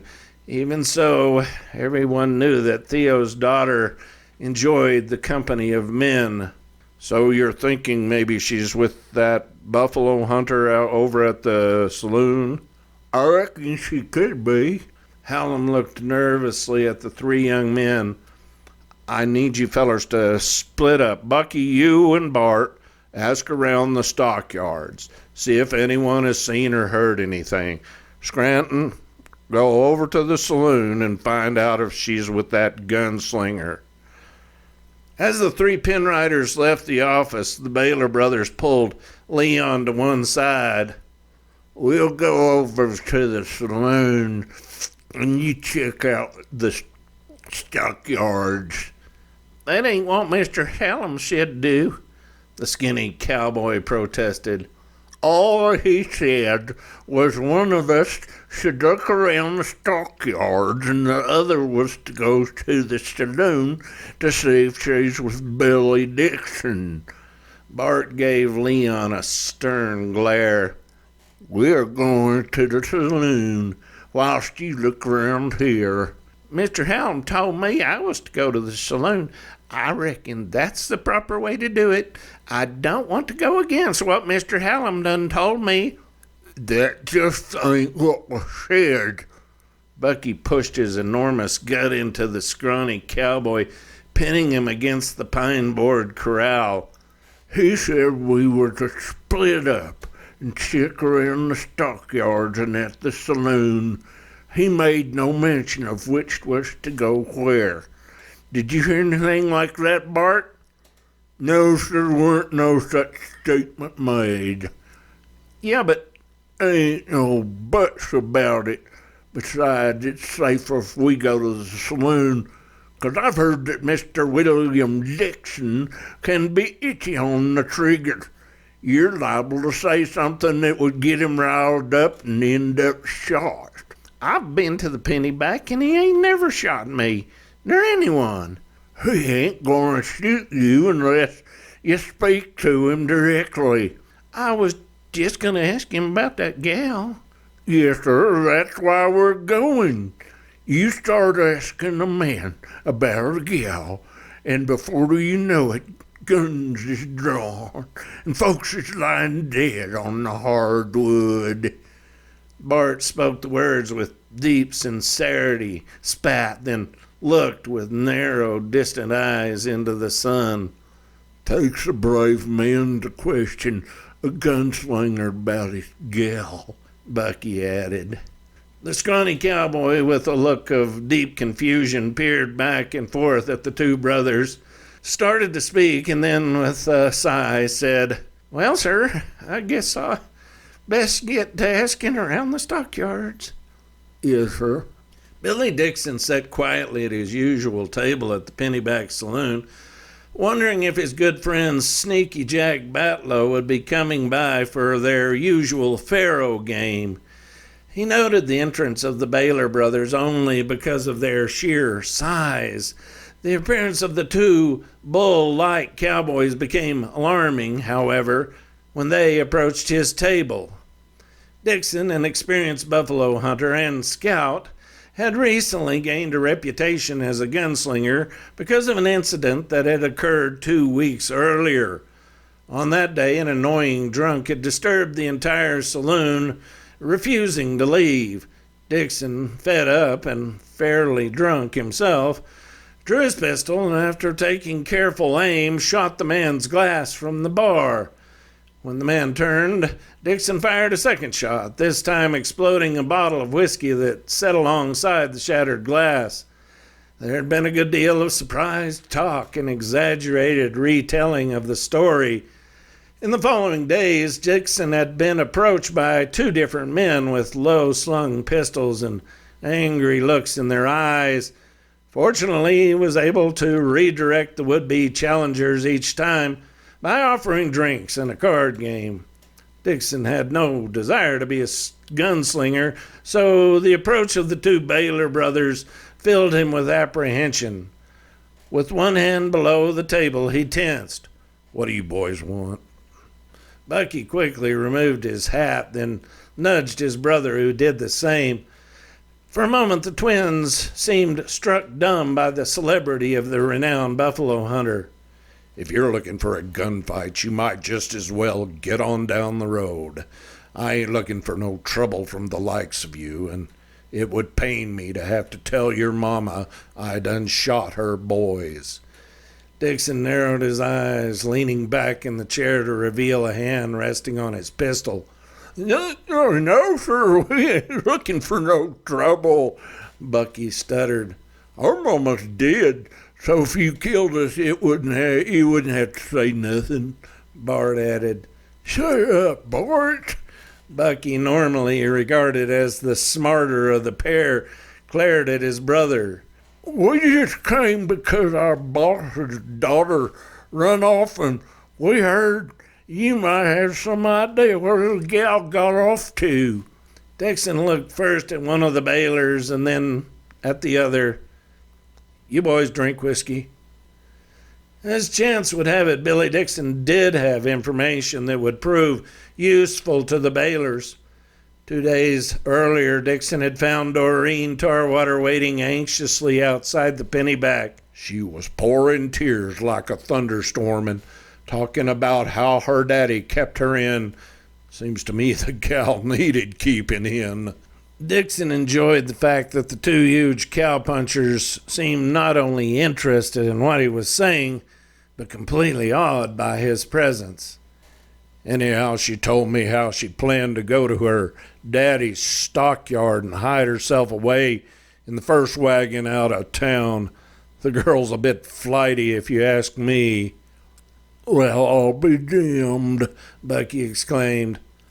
"I'll bet she run off somewhere." "You think it's likely she would have done it?" Bart asked. "Well, she wasn't exactly a bright gal. Seemed like she might do something foolish," Dixon said. "Oh, boy," Bart said. "Doreen up and run, I bet." After thanking the buffalo hunter several times and declining his offer of a second whiskey and cards, Bucky and Bart left the saloon and returned to the stockyard and Claude Hallam's office. As luck would have it, Leon Scranton had discovered, after speaking to a pair of cowboys near the railway loading chutes, that Doreen had been seen near the Mercantile on the day in question. Hallam sent the trio to the store, where they learned that 3 days earlier the owner had 2 customers from out of town. The first, a Kansas farmer, had loaded 3 wagons with lumber and cottonseed feed. The second, 2 colored men, left just after lunchtime with 2 wagons loaded with milled lumber and general household goods. So, after surmising Doreen's likely flight in one of 2 sets of wagons, Hallam sent word to Theo. By the time his message arrived, however, the stockyard owner had imbibed too much whiskey, and a 3rd day passed. Nevertheless, the following morning, Theo, once again hungover and bleary-eyed, ordered that Hallam dispatch 2 groups of men after the 2 sets of wagons. Claude Hallam thought it unlikely that Doreen would climb into a wagon driven by colored men, so he sent one of his best men along with the doe-eyed Leon Scranton in pursuit of the Kansas farmer. Since Claude believed in being thorough, he dispatched Bucky and Bart Baylor onto the trail of Cecil Johnson and Mr. Sugars. "Where exactly should we look for them?" Bucky asked. "Indian Territory is all I know." "It's a good patch of country." Bart scratched his butt, which he sometimes did in moments of confusion or deep thought. "Can you be a bit more specific on the directions?" "Nope." "Well, sir, what happens if we don't find them?" Bucky asked. "Ask anyone you see on the trail. If you can't find them in 3 or 4 weeks, come back in and we'll go from there. Hallam figured if Doreen hadn't shown up in that time, at least Theo's mood might have eased some. What if we run into some Indian folks over there? Bart asked. It's likely that you will. You should ask if they've seen the gal. Should we buy some gifts to give folks so they don't take our scalps? Maybe some beads or something? Bucky asked. Dang redskins don't want beads, Bart said. Well, what do they want, Mr. Know-it-all? Bucky sneered. Whiskey's what they want, and that's exactly the wrong thing to give 'em. Only thing worse than a mean Indian is a drunk mean Indian. You boys are idiots, Claude Hallam said. Be respectful and the Indians won't bother you. We have cattle drives coming up that Shawnee Trail and Chisholm Trail 5 or 6 times a month. Just behave in a civil manner. Most native folks are as reasonable as you or I. I've seen plenty of them in town here and never had a problem. Yeah, that's here in town, and they weren't drunk. Bart raised a knowing eyebrow. And what if they can't speak no English? Lots of them folks just stares at you when you talk to them. Just get out of here. I want you on the trail tomorrow morning. Get a big sack of grub at the store, enough for 3 or 4 weeks. Here's $50 for expenses.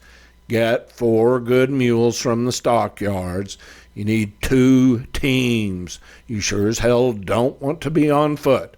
And get plenty of rounds. You may have to do some hunting. Yeah, or shoot us a colored boy. Bucky grinned at Bart. Don't shoot anyone, Claude Hallam said. Your job is to find Miss Doreen. Got it? We can't shoot a no good colored mule farmer? No. Why not? I mean, he kidnapped Miss Doreen. Didn't Billy Dixon say that Doreen bragged about stowing away on a wagon leaving town? Claude Hallam looked critically at Bucky and Bart, wondering if he had made the right decision to send them after Cecil Johnson. Yes, sir, that's what he said. Dixon said Doreen was planning to stow away so she could leave town. Does that sound like kidnapping? Bucky looked askance at Claude, knitting his brow in concentration. I don't follow you, Mr. Hallam. Claude paused. If Miss Tarwater got into these men's wagon of her own free will, is that kidnapping? You can't kill a man just for giving a lady a ride. It ain't just a ride if a colored man's involved, is it? Bart looked genuinely puzzled. What difference does it make if the man is white or black? Claude glared at Bart. Maybe I should just find someone else to take this trip. No. Bucky waved his hands. We got what you're saying. We can't just up and shoot a man unless you're sure he's done an actual crime. That's right. Claude kneaded his temples, thinking of who else he might pull from the stockyard. He had already gone through the list. With the cool weather, they would have lots of cattle and other livestock arriving. His best men couldn't be spared, and the rest were either too young or had wives and children. Boys, Claude let out an exasperated sigh. Do not kill anyone. You understand me? Do not kill anyone. Bucky and Bart looked at one another, and Bucky winked at his brother. Yes, sir, the pair said in unison. Okay. Claude waved the 2 enormous wranglers from his office. Don't forget, 2 teams of mules. Chapter 6, A Mention of Threes. If you weren't grown, I'd whip the tar out of you, boy. Brant's mother, a smallish woman with a fiery temper, often threatened dire harm, but had never struck her son with even a switch. I'm sorry, Mama. Brant bowed his head. I just got low down over Patsy because she said we were gonna marry, then took off without a word. I lost track of myself. You and your daddy spent half your lives losing track of yourselves. It was liquor killed your daddy, and I don't aim to see it kill you too. Thank our good Lord for Matt. Millie Tucker reached over and gave Matt a tight and affectionate hug. I wish my boy could be more like you. Thank you, ma'am. Gosh, Mommy, you ain't even said you were glad to see me, and here you are hugging him like he was your own kin, and I ain't nothing. Shut up, you're whining. I give hugs to those that deserve hugs, and I give whippings to those that deserve whippings. You should be happy I don't pull out your daddy's old razor strap and tan your butt. I made a mistake. And I don't have to approve of it. You're my boy, and you ain't acting like a man. Drinking and crying like a little girl. I hear you were as dirty as a pig. Isn't that so, Matt? Well, ma'am, I reckon he was a bit dirtier than most pigs, though I reckon comparisons might not be fair. Matt, you ain't got no call to speak like that, Brant said. I wasn't near as dirty as a pig. You hush up, boy, Millie snapped.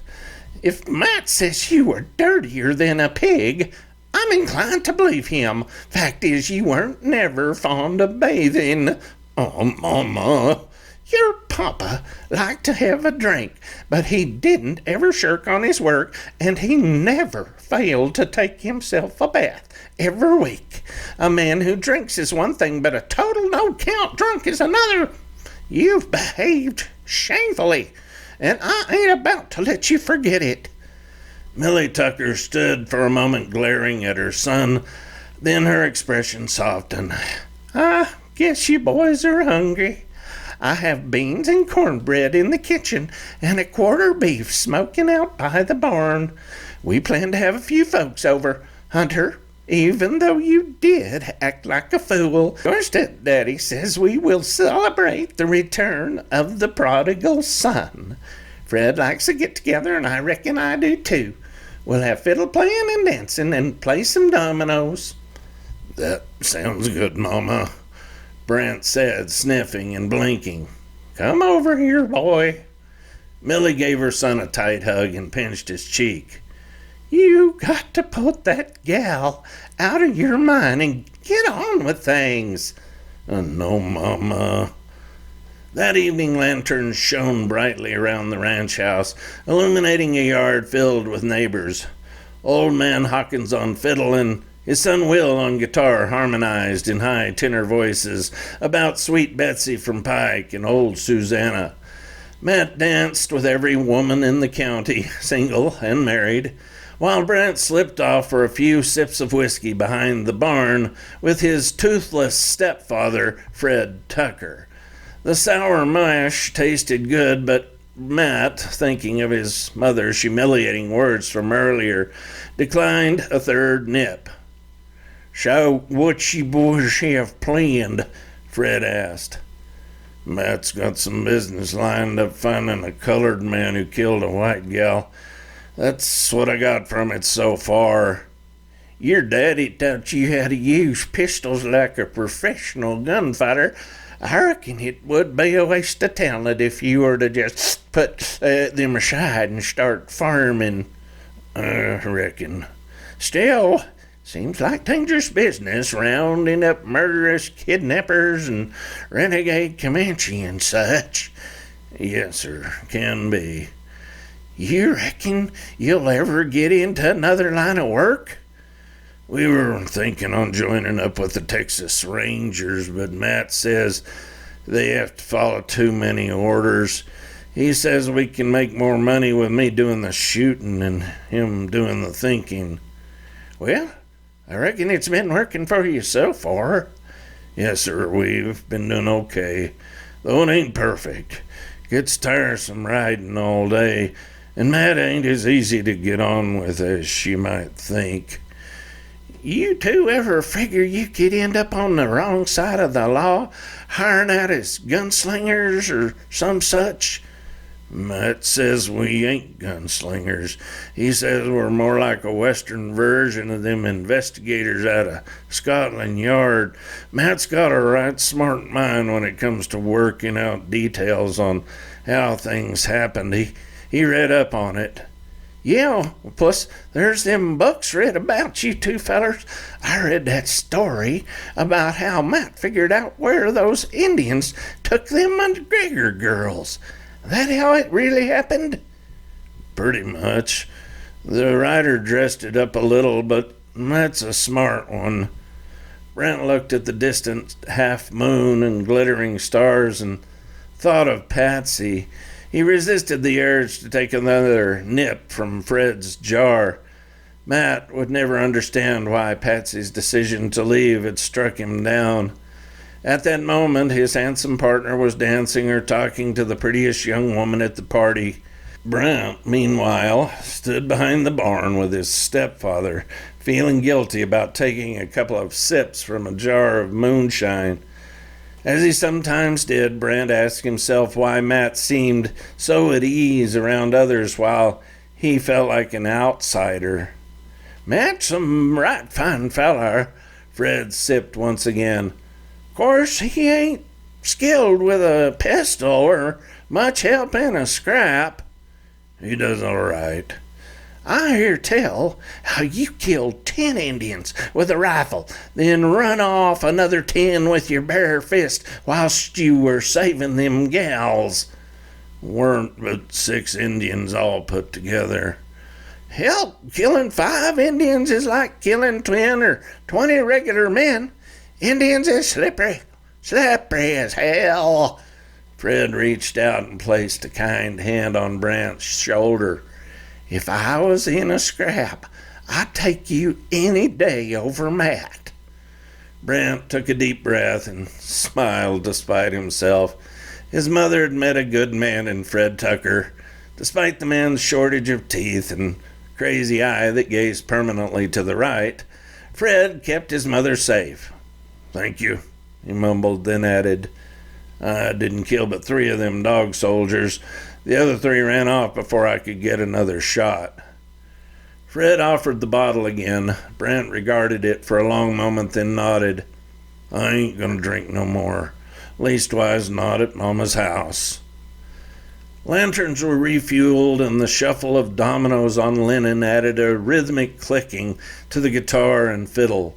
Young folks slipped away to watch the stars and steal a kiss beneath an elm, while the older folks seated themselves for the games. Brent found himself with his mother, a local farm wife named Minnie Plinko, and Minnie's daughter, Ruth, a pretty girl with long brown hair and a well-fitted dress Brent had difficulty ignoring. I'll just barely mention them 6s. Minnie scrutinized her dominoes. The game, 88, starts with players bidding on the number of points they feel they might catch. Minnie had placed a bid of 54, the minimum. Don't you just pass over there, boy. Find something to bid on. Millie Brantley encouraged her son to mention something from his hand. I ain't got nothing to bid on except maybe some 3s. Brant knew he probably shouldn't bid at all. Are you bidding or talking? Minnie Plinko glared at Matt. Polite play doesn't include telling your partner what is in your hand. Well, I ain't got nothing then. Minnie sniffed and looked at her daughter. Ruth, do you have a bid, or would you prefer to allow Millie's bid to stand? No, Mama, I ain't gonna bid. Ruth Plinko looked up, smiling at Hunter, then lowering her head. Ruth's glance completely befuddled Hunter Brantley. He stole another peek at her tightly wrapped upper torso and shifted uncomfortably, wondering if there would be an opportunity to ask for a dance. Maybe he thought they could even take a trip behind the barn to gaze at the stars. Distracted, he failed to notice that his mother took the bid in the suit of sixes, but led with a double three, the equivalent of an ace in an offsuit in bridge. When his turn to play came, he carelessly tossed out a 3-6, another high domino, and because of the six, a trump. It was a domino he should have saved to catch a later trick. "Is that the only three you got in your hand, boy?" Millie asked. "You've been sipping off whiskey behind that barn, ain't you?" "Hold up there, I accidentally threw out the wrong domino." Brant reached out. "Stop!" Minnie tapped Brant's hand. "You made your play. Boy, you got about as much sense as a mule. You lose this hand for us because of your drinking, and I'm going to pull out your daddy's razor strap. I'm tired of this foolishness." "Mama didn't have but 2 sips, and that was over an hour ago." Hunter blushed, thoughts of a dance with Ruth Plinko evaporating. "Some folks can have 2 sips and not act like a fool, but you ain't one such." Millie's voice dripped with scorn. "I ain't gonna watch another man in this family drink himself into utter stupidity." A strange thing happened at that moment. Millie, who seemed ready to launch into an angry tirade, paused. Then her expression changed abruptly to one of remorse. "I ain't gonna watch another man stumble out of bed in the morning, drink himself a whiskey just so he can stop shaking, then fall dead 2 hours later in the hot sun. I ain't gonna watch another child die because I can't afford no medicine because it all got poured down the gut of a stinking drunk." Millie rose from her seat and, despite her small stature, towered over Brant. Voices at the party quieted. "You got to leave the whiskey behind, boy. Your poor mama can't bear it no more. I can't watch another member of my family die. You're all that's left to me." Then, with surprising alacrity, Millie Brantley, with all her strength, slapped Brant across the cheek.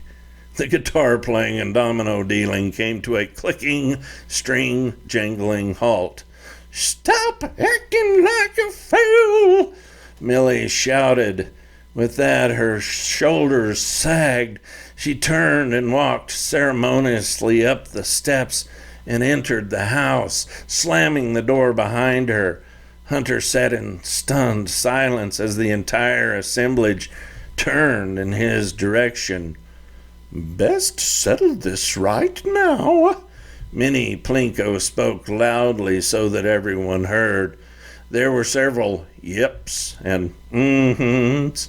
Everyone knew about Dodge City, about Patsy, and sympathized with his long-suffering mother.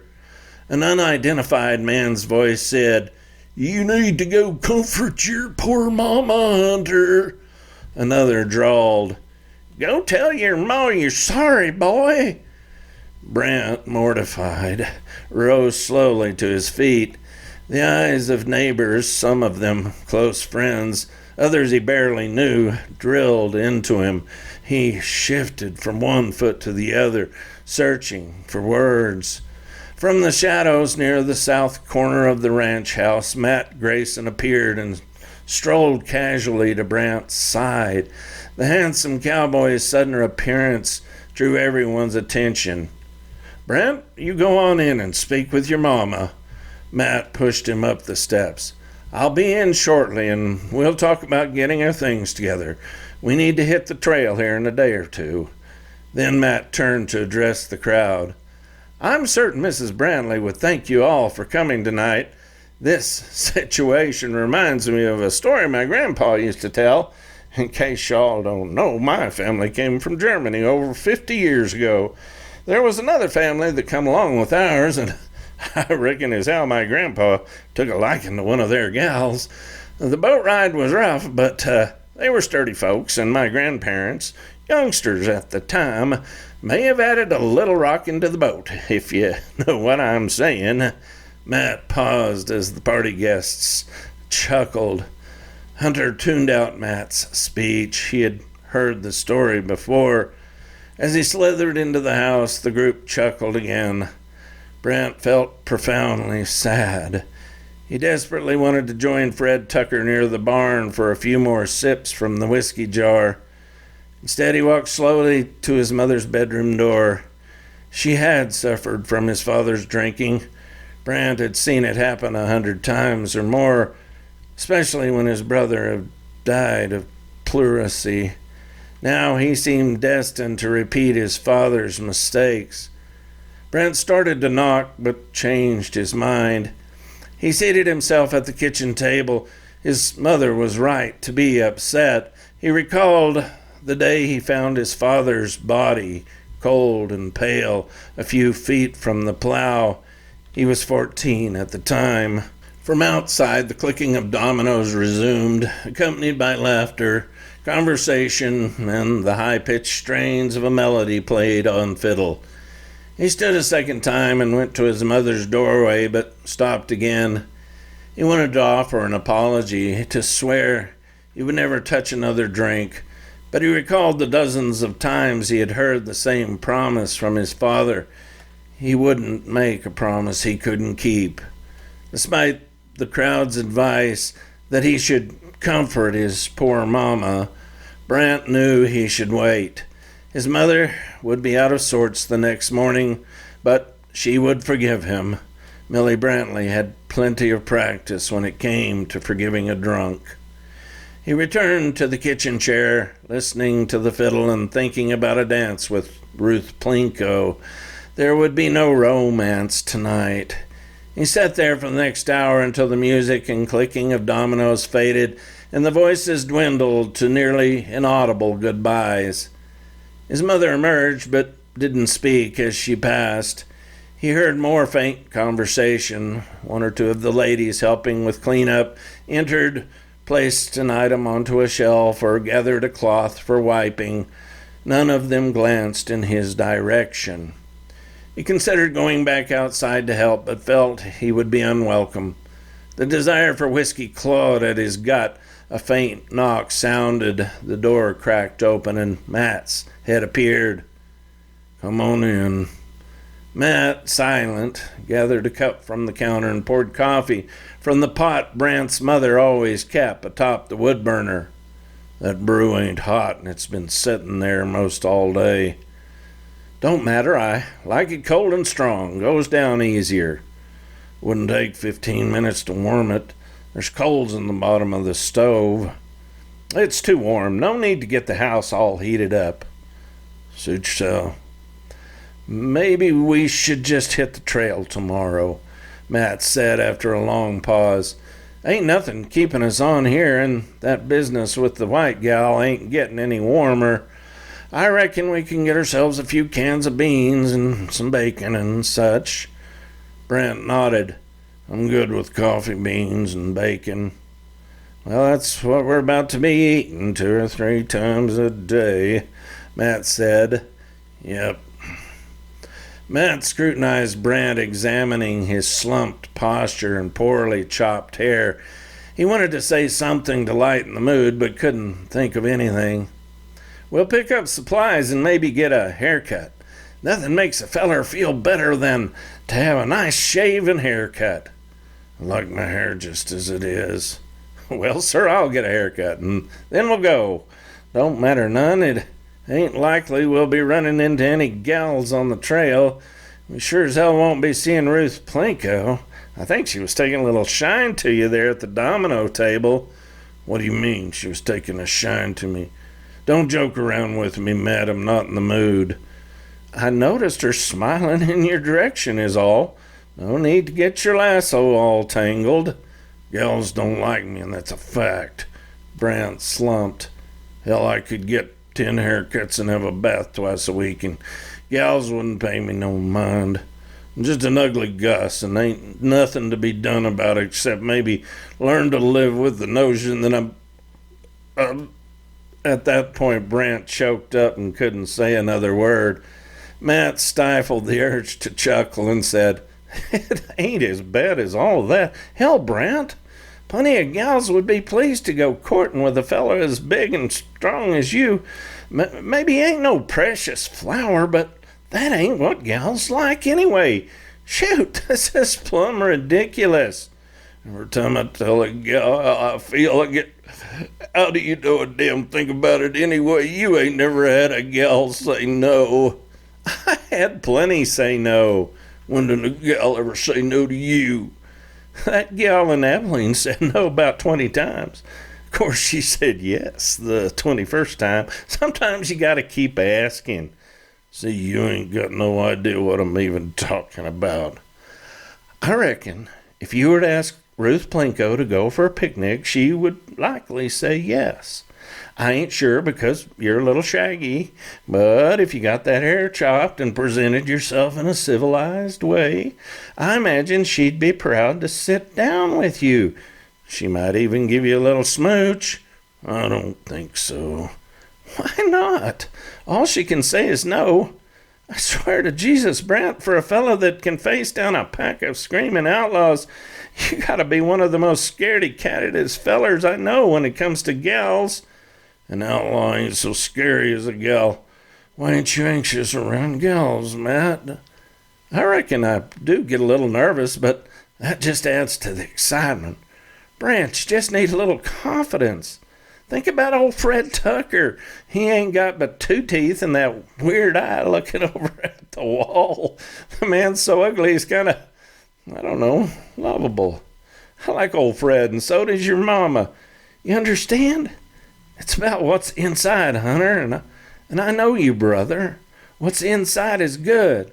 Like I said, with a little barbering and a couple of pairs of clean pants, you're likely to have all the gals you need." "How many gals do you need?" "Well, no." Matt paused, then said, "Based on past endeavors, more than one can be risky, so I reckon just one." Despite himself, Brant smiled.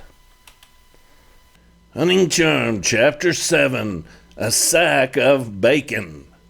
Bucky and Bart left Abilene for Indian Territory with an entirely false notion of their destination.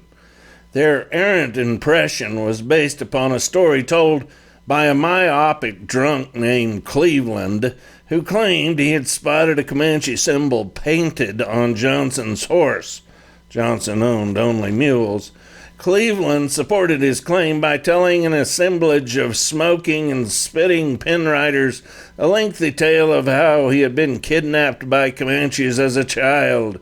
Using a stick, he drew the familiar Comanche sun, a circle with 4 lines top, bottom, and on each side, into the dirt near Bart Baylor's left boot.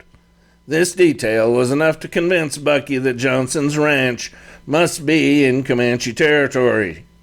Unfortunately for Bucky and Bart, Cleveland, who was born in Pennsylvania, had not been kidnapped as a child. Cleveland's parents had not died at the hands of savage redskins. In fact, his mother still lived with family in a comfortable home located alongside the Monongahela River south of Pittsburgh. The inveterate liar made the entire thing up, hoping to parlay his grim narrative about life among the savages into a few rounds of drinks at the Pennyback later that afternoon. Cleveland's ruse proved successful in that respect. Loaded with enough food to feed 6 men for a month, and several other items the mercantile owner said could be used for trade with the Indians, Bucky and Bart rolled out of town late on a Tuesday, 5 days after Doreen climbed into the back of Cecil Johnson's second wagon. They drove along the well-maintained Santa Fe Trail for 5 more days before deciding to turn south. Despite directions given by many well-meaning farmers and fellow travelers, they felt increasingly uncertain of their destination. "Finding that girl ain't gonna be so easy," Bucky, sweltering in the still cool early May weather, wiped sweat from his eyes. Maybe it wasn't such a good idea for us to come. I couldn't understand why Mr. Hallam decided to send us instead of getting somebody with a little more trail riding experience. He sent us because you told him how we knew this part of the country. All I said was we had some folks down in Texas and had looked into riding this way. You told him we already rode through here a few times and knew the way. Well, we do know the way from letters and such. We do have them folks down in Fort Worth country, and they writ Mama before she died. Yeah, but we ain't never been down there, so you lied to Mr. Helm. Well, if it was such a problem, why didn't you speak up and tell him how I was lying? I ain't the kind to call out my own kin in front of his employers, why? Plus, I figured this might be more interesting than just hanging around the stockyard. I get wore out busting up hay bales and scooping cow shit.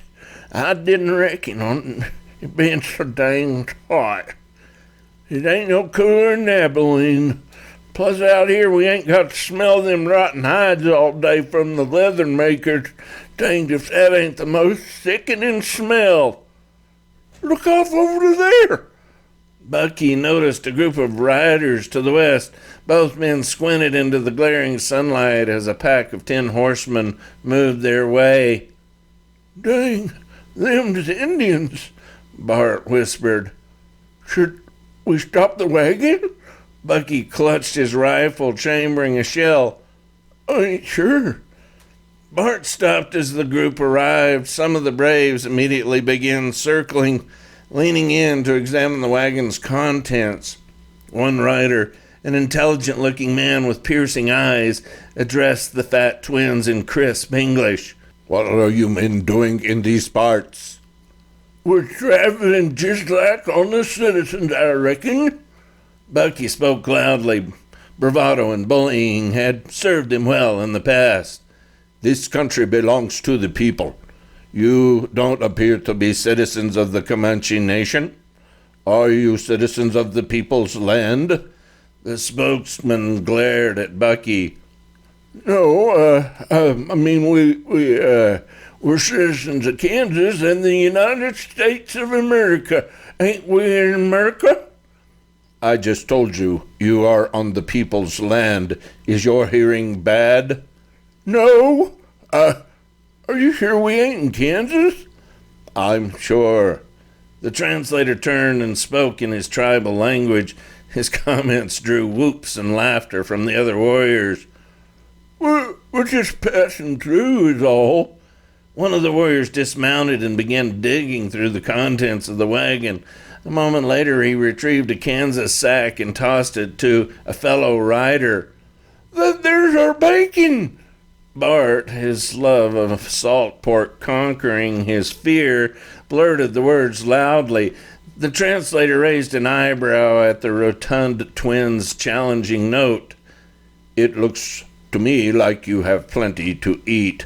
If you want to travel through our land, there is a toll. The spokesman grinned. Taking one small sack will leave you with more room for the buffalo hides. Now I ask again, why are you men in these parts? Well, we... Bucky felt his nerves slipping and he began to babble. What happened was this gal ran off and my boss, a gentleman back in Abilene, her daddy, had a conniption over the whole deal. So anyway, we was looking around town and found out that she was going to get on the first wagon leaving town. And we figured that might just be exactly what she did.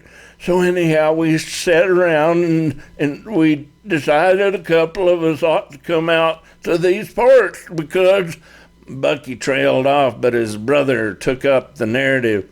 Because we figured out on the day she turned up missing, there weren't but 2 wagons in town. Or at any rate, there weren't but to leaving town, there's plenty of wagons, but of course most of them ain't heading much anywhere except round town or near town and such. Anyhow, this here young lady disappeared. We figured anyway, may have gotten into... Okay. The translator waved his hands in frustration. He raised a finger, then turned and spent several seconds conversing with his fellow tribesmen. When he turned back, he asked, "Are you men here to hunt buffalo?" No, sir.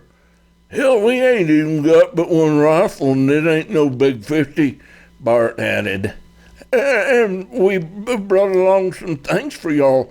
We heard how it's courteous to have some gifts and such for the folks in this part, so we brought along some... We don't want your beads.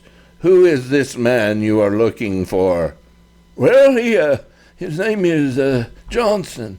He raises mules somewhere in these parts. He brought in a good herd to Abilene, and the man we worked for bought the whole lot. They were for fine-looking stock, or he wouldn't have done no business with colored. Bart snatched a second side of bacon and held it tightly in his lap as the braves resumed digging through the contents of the wagon. One warrior boldly attempted to snatch the bacon from Bart, but the spokesman motioned him away. A conflict between the warriors ensued, the group shouting and brandishing their weapons not only at Bart, but at one another. The chaos ended abruptly, however, when one of the men, a broad-shouldered warrior astride a black stallion, spoke sharply in his native tongue. The warrior on the black horse, clearly their leader, motioned the group into a circle. A lengthy discussion ensued. One of the braves spoke for several seconds and pointed in an easterly direction. A moment later, the translator turned once more to Bucky and Bart. "You men are lucky. My braves and their families have plenty to eat. Otherwise, we would take everything. As it stands, we will only take half. We know that fat men need lots to eat." "There ain't no call to be rude," Bart complained. "It's not rude to tell a man the truth." The spokesman raised one eyebrow at Bart. "You are both fat. It is a fact. My pony couldn't carry either of you. Never mind, though. Quanah thinks he knows where you might find the man you are looking for. For that other bag of bacon and 2 of your mules, I'll tell you where he is." "Dang, Bucky, we can't give him all our bacon," Bart said, clutching the bag tightly. "We won't be left with nothing but beans and cornbread making." "Beans and cornbread are more than white men leave for us." "Give him the bacon," Bucky said. "Why do we gotta give up our only meat? Why can't he take a bag of beans? Brother, you got to barter with these people." "He didn't ask for the beans. Now give him the bacon." "We could just kill you and take the bacon," the translator said. Bart looked at the native warrior, then down at the bag of bacon, then back at the warrior, then back at the bacon. Finally, he nodded and passed the cured pork over to the translator. The native spokesman tossed the bag onto the ground about 10 feet away. One of the braves rode forward and, sliding down along the side of his pony, lifted the bag neatly from the ground. The action inspired a chorus of whoops from the group. "Quanah says there is a man who lives many days to the east with the Muskogee. This man raises many mules. The Muskogee are known as civilized Indians, while we are just savages. You will like them better than you like us." "How many miles are we talking about?" Bucky asked. "I do not know miles. 5 or 6 days, maybe more. The country is not good for wagons." "Oh, hell," Bucky murmured. "Can we drive through these parts?" "You can drive anywhere you like, but you're wasting time here. The man you seek is many days to the east. If Quanah catches you shooting buffalo, he will kill you both and make a feast for his dogs from your fat bodies." What's the likelihood of meeting up with this Quanah fella? Bart looked around uneasily. The spokesman laughed and then turned and spoke to the group of braves. This time there was a chorus of laughter. The warrior on the black stallion gave his pony a nudge, separating himself from the line. "This is Quanah," the spokesman said. Quanah nodded to one of the braves. The man unhitched the second mule team from the rear of Bucky and Bart's wagon. Quanah gave them a whistle and a wave, and the group of Comanche warriors turned and trotted away.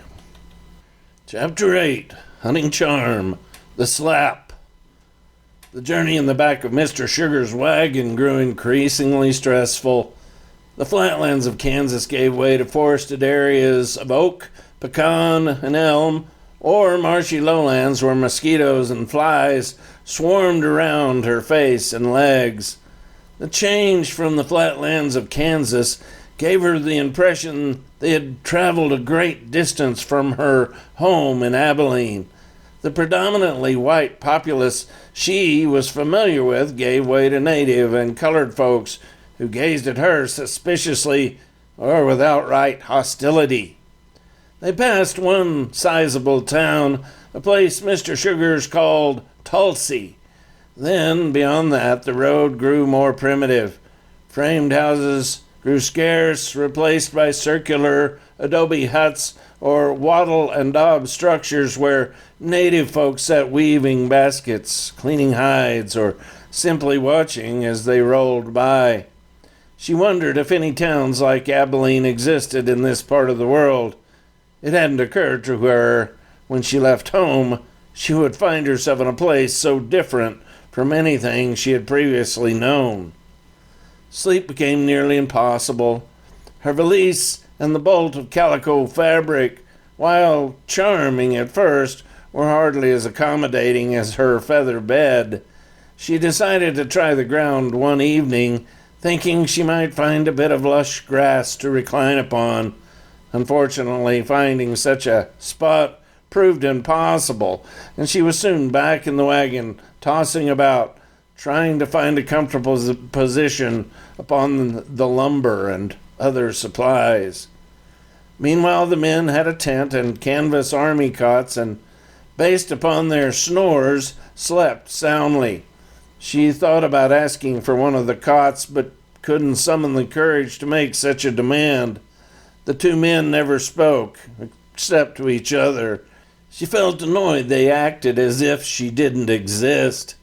It didn't occur to her that based upon her threats, they might fear her. Early on the 8th day, she lost all patience and spoke to Mr. Sugars. "How much further is it? You should be more personable and talk with me." "Yes, ma'am, I reckon I could." Mr. Sugars spoke in a low voice, both resonant and pleasant. "Though I ain't too sure what I might say." "I asked you a question, didn't I?" "Yes, ma'am, we is getting right close to home. We're probably gonna camp up here one more night, then get in tomorrow." "Is it nice there?" "Well, now, I don't know what you are accustomed to, but for myself, Mr. Cecil's place is right nice. We got plenty to eat and a warm roof and a clean, dry bed. Ain't no fine things like china dishes and such, but we are decent, hard-working folks." She thought about keeping the conversation going, but realized Mr. Sugars was right. They had little to say to one another. "Where is the nearest town?" Doreen imagined she might set out on foot, anything to relieve the tedium. "Miss, ain't no towns of any size in these parts. Now, we got plenty of folks out here, but most of them are what y'all might call Indians. Now, over 2 days' ride or so, there's a fella who owns a little store, though he ain't got much compared to the store y'all got over there in Abilene." "Is there somewhere I can get a hotel room and send a telegram?" "This here is Indian territory, missus. They got a telegraph over at Fort Gibson. I Reckon you could go on over there, but there ain't much but Indian folks living between here and there. Ain't no white folks hardly at all, even at the fort. Only soldiers, maybe 50 men. Since the war, they just using Dixon for supplies, things the government gives to the native folks. How long would it take to walk there? What? Mr. Sugar seemed shocked at the idea. No, ma'am, you can't walk over there. Shoot, it could take you 3 or 4 days to get over there on a mule. What we're going to do is get back to Mr. Cecil's place. Then you and I will go on over to Fort Gibson, send word to your people. I'm not going. I may walk on my own, but I'm not going with you. Mr. Sugar started to reply, but thought better of it. So once more they sat in silence. That night they traveled late, switching out mule teams twice. The next morning they left early. Won't be much longer now, missus. An hour later the old man pointed to a handful of buildings in the distance. They'll be home, he said. Cecil hadn't spoken to Doreen in 3 days. His gut instinct and experience with his white commanding officers had taught him that silence was usually the best course. Even though he felt such anxiety regarding Doreen's presence that when they arrived, he hardly noticed the affectionate hugs from his children or his wife's preparations for their much-anticipated return. Cynthia had managed to get a tin of chocolate and had prepared a cake. She knew the money from the sale of their stock would make things easier. Instead of the joyous occasion she had imagined, however, Cynthia Johnson found herself looking at Doreen Tarwater and her husband silently unloading the wagons. Doreen, confronted by the modest Johnson ranch, nearly burst into tears. The house, a structure built mostly of sod and logs, looked barely large enough to house 2 people, much less the 5 that lived there. 50 yards away stood a decent-sized barn alongside a shabby post and rail corral housing a pair of rangy-looking milk cows. The property, clean and well-kept, was nevertheless well beneath Doreen's standards. She wondered about where she might stay. After all, she couldn't be expected to sleep in a room with a family of colored folks. Unfortunately, the house seemed to be the only structure built for human habitation. Would she sleep outdoors? Perhaps, she thought briefly, the family could move out and give her use of the house. Part of her had been hoping that Cecil Johnson was lying about his status as the owner of his own place. The notion they would eventually arrive at a large, comfortable ranch owned by white folks had, to some extent, kept her in decent spirits. Now, faced with the reality of the Johnsons' ranch, she reflected once more upon her own home, her bedroom with 2 wardrobes filled with gowns, her dressing table with silver filigreed brushes, her carved jewelry box with a ballerina that popped up and played a tinkling melody. "Where might I be sleeping?" she asked. A moment of silence passed as Cecil looked first at his wife, then at Doreen. Cecil had already considered the question. His options were limited. "I reckon you can sleep there in the shed," Cecil replied. "Mr. Sugars has him a room fixed up right nice in there. We spoke of it already. He'll stay with friends for a bit. It ain't fancy, but it keeps the rain off, and it's got a wood floor." "You mean I'm going to sleep in the barn?" Doreen asked. "Yes, ma'am, unless you want to sleep in the house. Of course, we have 3 children, and it's crowded. You can see in the wagon I bought some lumber for a new room, but that's likely to take a few weeks. Still, though, if the barn ain't suitable, we could put you in the house, if that sounds better." "Where will Mr. Sugar sleep? He couldn't possibly sleep in there with me." "No, ma'am, of course not. As I said, Mr. Sugars will ride over and stay with some folks nearby. I don't reckon you'll be planning to stay with us long." "Well, Doreen paused. She had entertained thoughts of Fort Worth or Galveston, but now, in this strange new land, those destinations felt less attainable. An overwhelming sense of helplessness seized her. I'm not sure how long I'll stay. I suppose you're right. No more than a few days." Cecil could see the change in Doreen. Her lower lip quivered and she glanced around nervously. He realized that despite her bravado, she must be scared, possibly for the first time in her life. The realization brought him no comfort.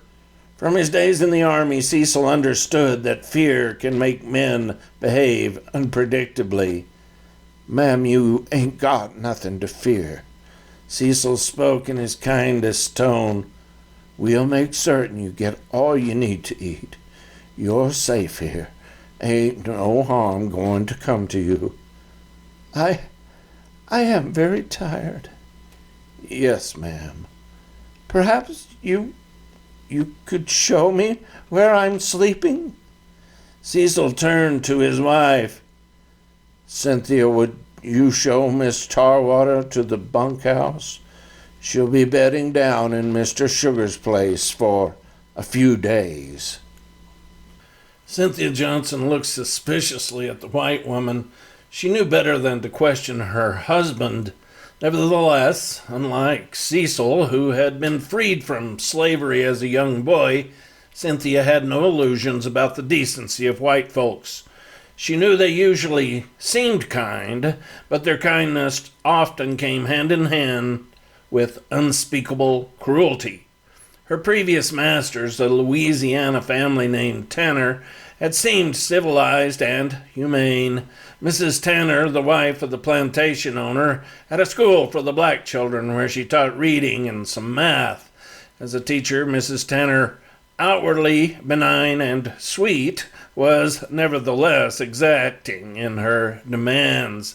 Any slave child who didn't sit silently and listen might suffer a slap on the hand with a ruler, or, in some cases, much worse.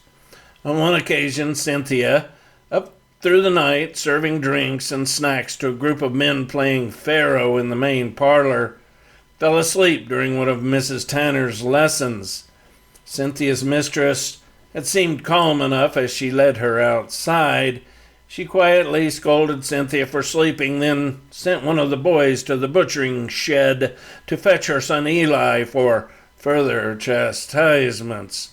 Cynthia had already heard stories of Eli, and when he arrived, grinning, shoving her toward the ginning barn, she felt a sickness in her gut. The machinery inside the ginning facility had always seemed foreign and complicated to Cynthia. Eli, who always carried a cane, examined her as he closed the door behind them. "Y'all is sure a pretty thing. Y'all know it's not proper to sleep during class time. Mama takes the time to teach you letters and such, and this is the thanks she gets. You think that's good behavior?" "No, sir." "No, it ain't. Go on, get them bloomers down." Eli forced her to strip. After beating her until blood dripped from her back, he assaulted her sexually, pressing her face onto the table as he grunted with pleasure. When he finished, Eli ordered her to dress and stop crying. He escorted her back to class where Mrs. Tanner, still speaking in her kindly tone, said the punishment for sleeping in class a second time would be even worse. Cynthia couldn't imagine anything worse than the caning and rape she had just endured. While she never slept again in class, attentiveness and silence didn't guarantee protection from Mrs. Tanner's polite wrath. The following winter, when classes resumed following the cotton harvest, one afternoon the plantation mistress found the back door of the schoolroom had been left ajar. Mrs. Tanner had warned students they must keep doors and windows closed because failure to do so could result in the room growing cold. The wood stove, she explained, had to be used sparingly because burning too much wood could damage the stove and set an example of wastefulness. Mrs. Tanner claimed Cynthia left the door ajar because earlier that morning she had been sent to the well for a pail of drinking water. Cynthia started to point out that other students had been going in and out to the privy, but realized doing so might bring her owner's wrath down on one of her classmates. Mrs. Tanner once again escorted her outside and sent another student to the house, where Eli spent his afternoons napping and drinking brandy. Eli grinned widely when he saw Cynthia that day.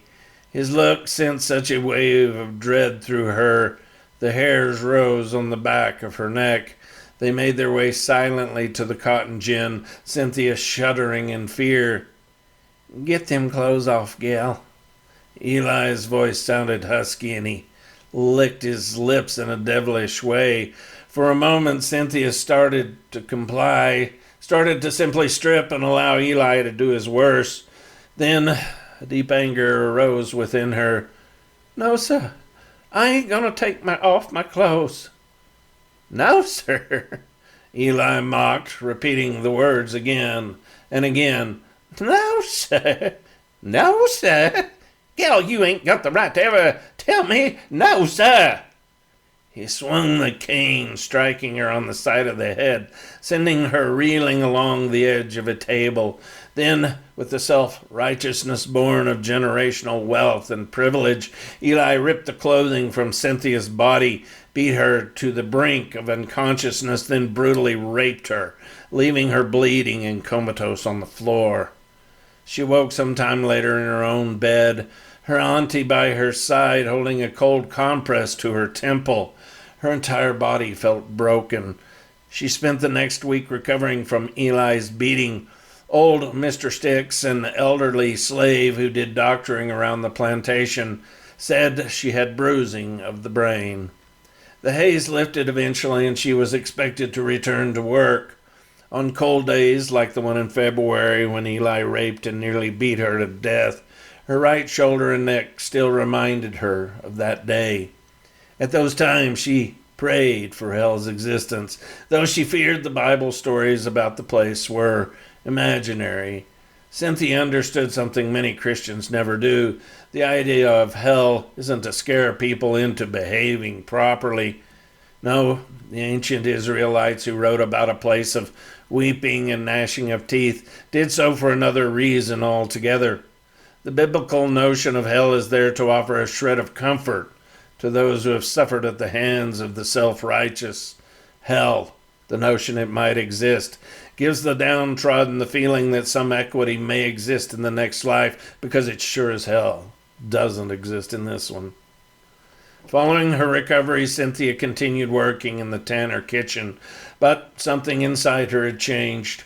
She could no longer enter the dining area without shaking uncontrollably, for fear she might see Eli. Unfortunately, and avoiding him, especially at meal times, was impossible. The cook quickly saw the problem and allowed Cynthia some leeway. One afternoon, however, Eli entered the kitchen looking for a snack. When Cynthia saw him, she felt such panic, she ran out the back door and burrowed into a small recess beneath the milking shed. She remained there for nearly 16 hours, hidden. She heard the others calling for her, but she felt paralyzed there, where the ground smelled of sour milk and the crickets chirped for a mate. She didn't come out until old Mr. Sticks found her the next morning, and in his kind voice told her dozens of times that things would be okay. A week or so later, the elder Mr. Tanner Perhaps the only one of the Tanner clan with even the slightest insight into human psychology realized that Cynthia had become useless for work around his place and ordered her into a wagon with 2 other slaves. They drove to Baton Rouge, where, in exchange for 2 saddle ponies, Cynthia became the property of Jake McQueen. At first, living with the Muskogee proved more difficult than life had been on the Tanner plantation. The hierarchy of the tribe confused her, and because she occupied the lowest rung in the Creek social order, Cynthia was often forced to labor from morning to night at jobs requiring strenuous exertion, carrying water, scraping hides, gathering firewood, slaughtering and processing pigs, buffalo, and horses. When food was short, she suffered from hunger, but at those times she could see that everyone suffered equally, and thankfully shortages were rare. Despite hard work and occasional hunger, the men of the tribe never assaulted her sexually, and after a time the Creek people, particularly Jake McQueen's clan, began to treat her like family. One afternoon, her second year there, some of the men constructed a small clay oven inside her adobe hut, which made the place much more comfortable during the sometimes freezing winter months. The next summer, one of Jake's wives gave her a pair of hand-stitched moccasins, and as her skills as a gardener improved, the women began speaking with her in their language, which she gradually learned. After 3 years with the Muskogee, despite the hard work, she began to feel at home and, at times, even happy in her new life. Cynthia could never forget Mrs. Tanner, the white woman's polite wrath, her willingness to ignore her son's brutal behavior. Looking at Doreen Tarwater, Cynthia saw the same look she had seen so often in Mrs. Tanner's eyes, a dismissive gaze, one you might give a cow or mule. "Get your things and I'll show you to the barn," Cynthia said, striding away. Doreen followed numbly. "Is there any place I can wash up before supper?" she asked. "There's water in the horse tank for them that has to have it," Cynthia replied, "or there's a creek about a half-mile in that direction." She pointed to the south. "The creek is cleaner for bathing than the horse tank. Otherwise, we heat water on Saturdays and the whole family has proper baths." "Will you bring my meals to the barn, or will I—" Doreen stopped for a moment, Cynthia's tone sinking in. It occurred to her for a moment that her well-being depended upon Cynthia Johnson, a woman who had no reason to care for her at all. For most people, such a realization would have given them pause, but Doreen didn't like the tone. "You ain't got to worry about your meals," Cynthia said. "We ain't the kind of folks going to refuse anyone a meal when we got plenty. I can send one of the children with your plate, but we ain't your serving folk." The final remark, the second time the colored woman had spoken to her in a condescending tone, was all Doreen could stomach. She spun to address her hostess. "You are not to speak to me in that way, Missy. I do not know who you believe you are, but I can assure you I will not be spoken to like that by a colored."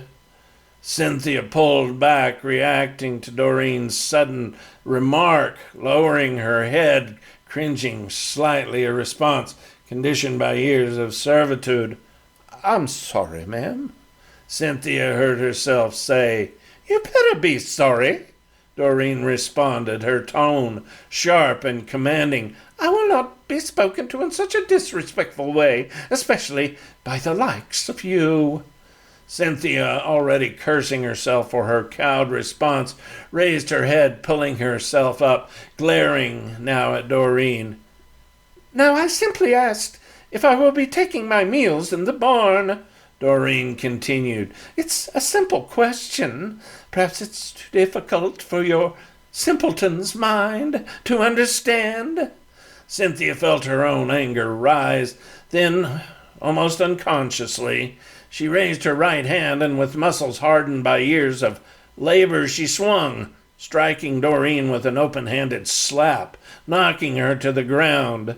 "Now, I'll tell you something, Missy Spoiled Pants. You are the one who won't be speaking to me in such a way. I ain't your slave gal, and I won't be treated like one. You may think it's appropriate to ride into someone's home and start ordering them about like some queen of the ball, but that ain't my idea of good behavior. Now, I told you, I will send one of the children with your meals. I will also ring the dinner bell so you will know to expect them." Cynthia shook in anger, staring into Doreen's face, daring her to respond. Doreen, her head spinning from the forcefulness of Cynthia's blow, suddenly felt something new: fear. The anger left her, and she began to cry as she realized that Cynthia, a powerful woman, had the physical prowess to enforce her sharp words. Cynthia paused, regretting the slap, and spoke again, her tone softening. "Now, I don't know why you're here, and just as quick as I can, I plan to discuss this with my Cecil. I ain't the type to be inhospitable, but you ain't my master. You understand? You ain't my master." Doreen nodded, sniffing. "The shed is right over there. I'll let you find your way from here." Cynthia looked once more at Doreen, who was sobbing uncontrollably. If the white woman had been feeling anger toward her family before, the slap would surely make matters 10 times worse. Cynthia felt a chill up her spine, then stumbled backwards. It had all happened so quickly. She looked around desperately, but the children and Cecil were nowhere to be seen. Adrenaline surged, fight or flight, and an almost inaudible gasp of fear escaped Cynthia's lips. She turned and half ran, half walked back to the house. Chapter 9, Huntng Charm, Nakota and Sam. Matt and Brent left on a cool summer morning riding south, hoping to skirt along the border between the untamed Comanche-ruled Texas Panhandle and the marginally more settled Indian Territory of Oklahoma. Brent felt relieved to be leaving.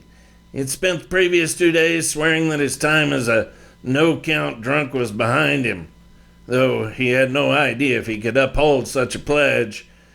He felt such misery recollecting his mother's tearful condemnation at the party. He tried repeatedly to make amends, chopping wood and doing several chores Fred Tucker said he couldn't get done because of his old fart status.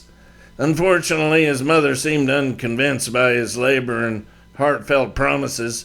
She had heard similar pledges from his father 100 times and merely nodded at her son's assurance, replying with something like, "Your daddy swore off drinking once a month for 20-odd years," or, "I reckon swearing off drinking will keep you sober for a while. Your daddy quit for several months one time." Meanwhile, Matt made the final arrangements for their departure, visiting the store in Ulysses several times for supplies. He decided against a wagon. They would take pack mules and horses instead.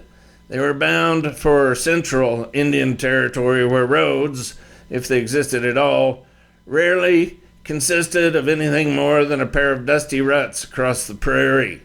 The mules would carry tents, bedding, water, and provisions, and would allow them to traverse all but the roughest terrain. When they rode out early on a Tuesday late in May, Doreen had been gone from Abilene for nearly 2 months. As he always did, Matt began thinking aloud as they rode along, explaining the information he had gathered thus far. So these 2 brothers, the Baylor twins, left from Abilene without a clue as to where they were going. They rode to the west end of Kansas before they turned south. I reckon they figured to follow the Chisholm Trail, but they went too far. They ran into a pack of Comanche and lost their extra mule team and some bacon. Bart, the brother who lost his arm, told me how the Comanche took their bacon several times. At any rate, those native folks pointed them east, and Hunter Brantley listened with half an ear, figuring that if he missed any details, Matt would repeat them several times. The morning sun felt fine, and so far the days were cool and comfortable. In Brant's opinion, spring provided good traveling weather. So they head east cross country through breaks and riverbeds and such, slow going. In there somewhere, Bart, did I mention those boys are fat as hogs? Anyway, Bart takes a bullet in his left arm. He wasn't hurt too bad because he wasn't dead several days later when they showed up in Abilene, except his arm was festered. He kept talking about the damn bacon, not making much sense. The doc had already cut off his arm to the shoulder. It's a nice morning, listen to them birds singing. Hunter hoped by calling attention to the scenery, Matt might finish up his talk about fat men and amputations. So the question is, how did Bart Baylor get himself shot? Bucky says that Bart was shot by Cecil Johnson, but the story is shaky. The doctor said Bart had been shot for at least 10 days, and it only took them 6 or 7 days to get from Johnson's place back to Abilene. At least 2 days difference. 2 days ain't that much difference, Brant said. Fair enough. Let's say the doctor was right, though. Why would the Baylors be lying about how Bart took that bullet? Dang it, Matt, would you just relax for 10 minutes? My brain works better in conjunction with my mouth. I thought we were tracking a colored man that killed a white woman. I ain't certain yet that he killed her. Didn't the man that hired you say that's what's happened? Yes, sir. Then why ain't you sure? Well, I don't believe the Baylors found the gal's body. Did they claim they found her body? They did, except Bart, the one with the bad arm, said they didn't. Then he said they did. I think I believed him when he said they didn't see her body. Why is that? Instincts. So you ain't sure she killed, or they ain't sure she was killed? You're not listening, Hunter. The Baylor brothers claim they saw she was killed, except Bart, before he said she was killed, said he never saw her body. Long story short, I ain't got nothing but their word that she's dead. I mean, there ain't no specific reason to doubt their word. They had an undershirt of Doreen's, though it weren't much more than a rag of a thing. What makes you think the Baylors might be lying? Well, like I said, they lied about how Bart was shot. Maybe, Bart reminded. You weren't there for the questions. The Baylors lied about the gunshot. That I'm 99% sure of. On top of that, Johnson wasn't a likely candidate to kill a white woman. Ex-soldier, honorable service record, successful business raising and selling livestock, not the killer type. Trying to enjoy the ride, Matt. I can see you're interested. I ain't interested. Well, you're arguing with me about it, so you heard some of what I was saying. How the hell can I avoid hearing it? You're right there, and I'm right here, and shit. All right, I'm a little interested. Thing is, it's clear you don't think this colored man killed that white woman, but the stuff about the Baylors lying about the gunshot seems flimsy. That's all I'm saying. That's true. Of course, we can't be sure of anything. The Baylors may have killed Doreen Tarwater themselves. Oh, your damn theorizing is getting ridiculous. Fair enough. I don't imagine the Baylors killed her. Matt pulled up his horse, examining their surroundings. Where do you reckon we are right now? You think this is Indian territory? More likely Comanche, Texas Panhandle. We've been traveling due south the whole way from Ulysses. Hunter pulled his mount to a stop. Why? Well, I wouldn't mind talking with those Comanche that stopped the Baylors if we can find them. Matt, Brant fluttered his lips in disgust. You can't just find a damn Indian unless he finds you. If you recall, we spent 3 weeks looking for that man who took that woman into New Mexico. We damn near killed our horses. You said yourself that you don't find a Comanche finds you. The Baylors said that they ran into a bunch near here. Quanah said he'd take their scalps if he caught them hunting any buffalo. We could set up to hunt buffalo, and Quanah would find us. What? Brent gawked at Matt. Quanah says he'll scalp you if you hunt buffalo, and you're saying we should set up to hunt buffalo to draw the attention of the feller who said he'd kill you for hunting buffalo? What the hell, Matt?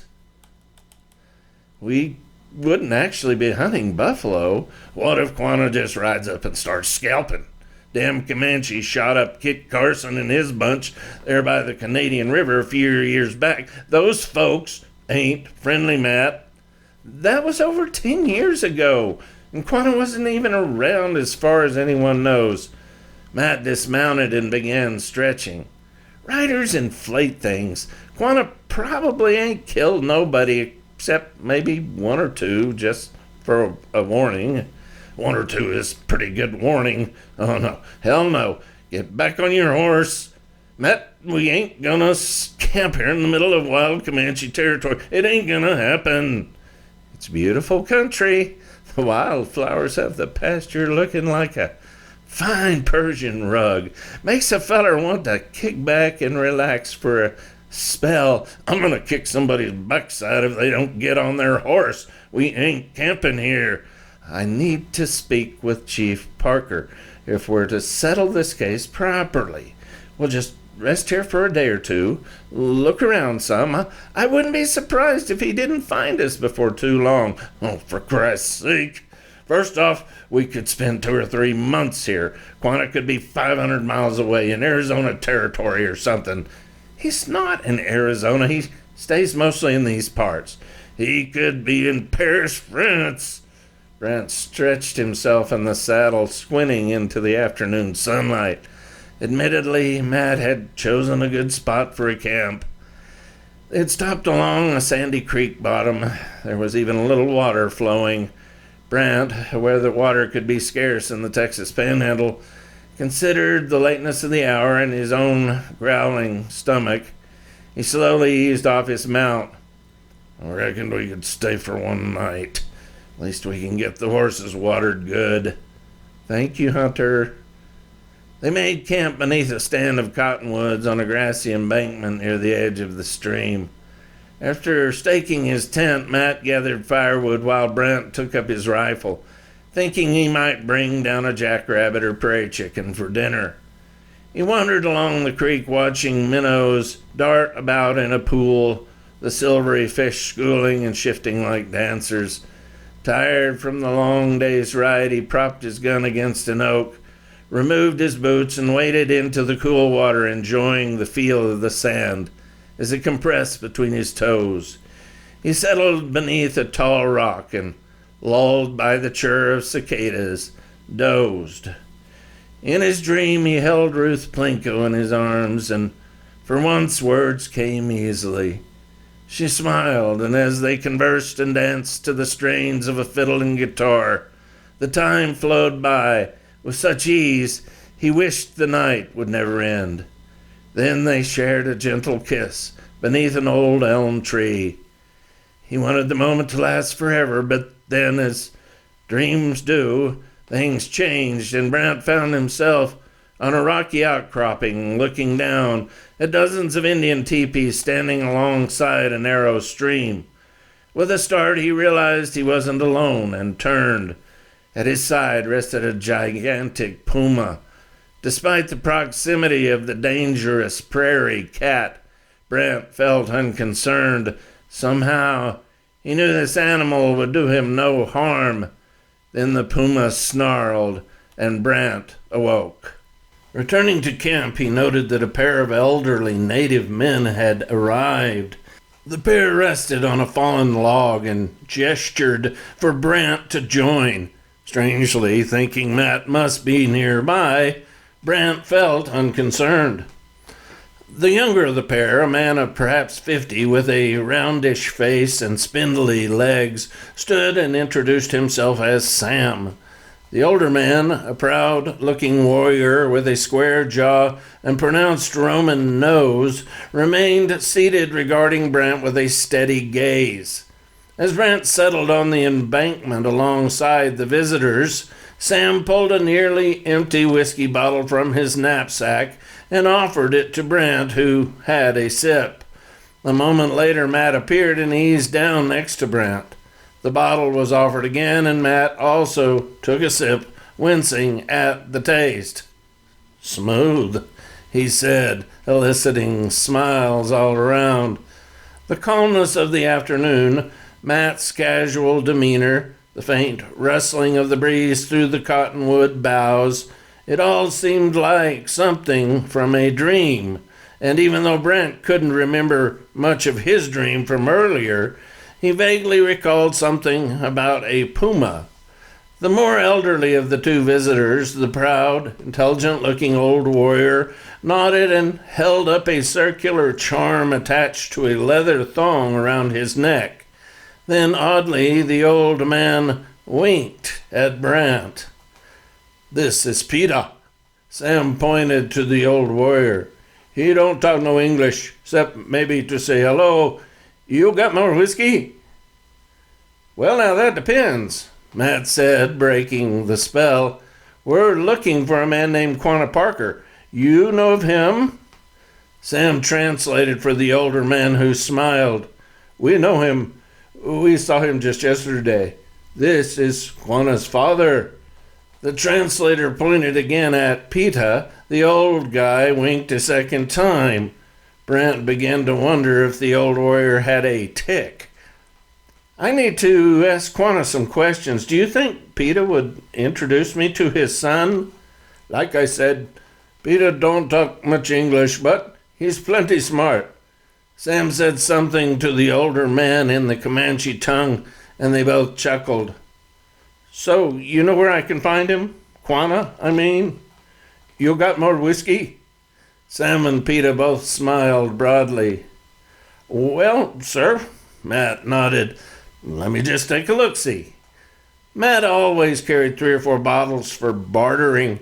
He had hidden the bottles carefully this time, concerned that Matt might relapse. As the handsome cowboy walked toward the mules to fetch a bottle from his pack, Brant followed. "When did they get here?" Brant asked. "I thought they came in with you," Matt said. "I went up the hill, and when I came back, the 3 of you were sitting here." "I thought you knew they were here." Brant glanced nervously over his shoulder. "They don't look dangerous." Matt rooted around in his pack and a moment later found a sealed bottle of Irish whiskey. "Let's not keep our guests waiting," he said. "How about this here?" Matt said, displaying the bottle as they approached the 2 older warriors. They spent the next few minutes passing the whiskey around. It became clear that Sam regarded Peter as someone deserving respect. Brant and Matt both assumed the old warrior must be a chieftain of some sort. Matt, the master of any social situation, began telling an old joke. "There's this here Seminole hunter, brave and with many trophies." Matt gestured broadly, imitating a hunter drawing a bow. "He is given the task of teaching a young member of his tribe to hunt." Matt's voice grew low, suspenseful, gesturing and pausing to allow Sam time to translate. "They ride from the village and travel to their favored hunting grounds. The brave hunter says to his young students, 'Climb into the tree there, and if you see something, shoot it.' The teacher then disappears into the brush." "I think I heard this one already." Sam sipped from the bottle. "You ain't heard it told near as good as I'm going to tell it," Matt said, continuing. "The young tribesman, just a boy, climbs into the highest tree, scanning the area, eyes like an eagle searching for prey. Yep, I heard this already. Do you want to tell it? Matt said. No, you're telling it good. Okay, well, I'll keep it short since you've heard it. Anyway, the sun crossed the afternoon sky. The heavens glowed red. Matt's voice grew hushed. The young hunter, still vigilant, saw a movement below. Remembering the words of the experienced hunter, he drew his bow and fired. In the growing darkness, you could hear the animal fall. At the same time, he heard the voice of the experienced hunter call out, "Get down here, you fool, you shot me!" Matt's visitors chuckled at the line, but Matt shushed them. Hang on, that ain't the end. So, the young hunter climbs down as quick as a bobcat. He can see he's nearly killed the experienced hunter, but his teacher is still breathing. Maybe I didn't hear this one. So the young hunter helps the experienced hunter onto his horse, and they ride for the home of a wise and respected healer. If anyone can save the life of the experienced hunter, it will be him. So, the experienced hunter still lives? Just barely. Matt winked. This ain't the same joke I heard. They ride through the night and arrive early the next morning. The healer applies many medicines, but sadly, the experienced hunter dies. Maybe this is the same joke I heard after all. Well, why the hell don't you go on and tell the end then? Sam nodded and announced the punchline with a broad gesture. The medicine man says he might have lived if you hadn't gutted and cleaned him before you brought him in. Sam grinned and repeated the punchline to the older man in his own language. The older Indian, puzzled by the story, didn't laugh, but instead said a few words, eliciting a chuckle from Sam. Nokona says the joke makes no sense. He says that the experienced hunter would have died immediately after the young man gutted him. Well, I reckon he's right. But you can tell PETA that a joke ain't gotta make sense. It's just gotta make you laugh. The translator spoke for a long moment to the older man, who chuckled and nodded. Brent, having heard the joke a dozen times or more, didn't laugh, but did smile at PETA's remark. He had already decided the two elderly native warriors posed no threat. Still, he wondered if they might be dangerous under different circumstances. Brantley, did you hear Sam say how they saw you napping over yonder earlier, but decided you didn't look like you wanted your scalp taken? Matt made a couple of sweeping motions across his hairline and pointed at Brent, drawing appreciative grins and nods from both men. Brent had heard the comment, but had ignored it. He's lucky they didn't try it, Brent said. He's just joking, Matt said. I need to get a few things done before nightfall. Brent stood, and PETA winked at him a third time, an action that baffled Brent. He knew, this time, the wink was more than just an optical tick. Was the old native warrior signaling him somehow? He nodded at PETA, feeling awkward, then turned and left Matt alone with the old men. The two old warriors spent a few minutes conversing with Matt, then stood to leave. As they exchanged handshakes, Matt gave them a few small things, the remaining whiskey, a twist of tobacco, and a sewing kit in a small leather sack branded with the Ulysses Mercantile insignia. Matt knew that such gift exchanges were common protocol when meeting native tribesmen on the trail. A bit of cultural awareness he hoped the two elder warriors would appreciate. Before we go, Sam said, PETA wishes to speak to your partner. Okay. Matt looked in Brent's direction. Hunter, can you come over here just for a sec? Brent, who had been digging a small drainage trench around his tent, walked back over, wiping dirt from his hands. Peter didn't wink a fourth time, but Brant could see the man scrutinizing him. Even though the old warrior didn't intimidate him physically, something in the man's gaze caught Brant's attention. Peter then placed a hand on Brant's shoulder. The proud old warrior spoke for a long moment, his eyes never leaving Brant's. "Nokona says you will meet him soon and receive a special gift." Sam's voice had a serious tone.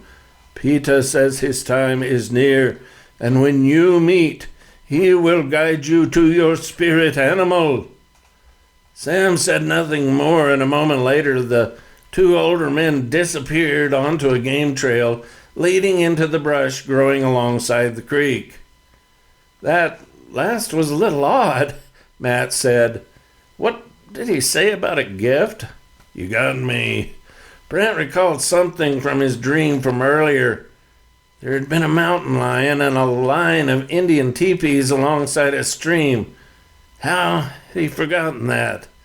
These native folks have strange ways. Brant didn't reply, but looked in the direction of the two men's departure.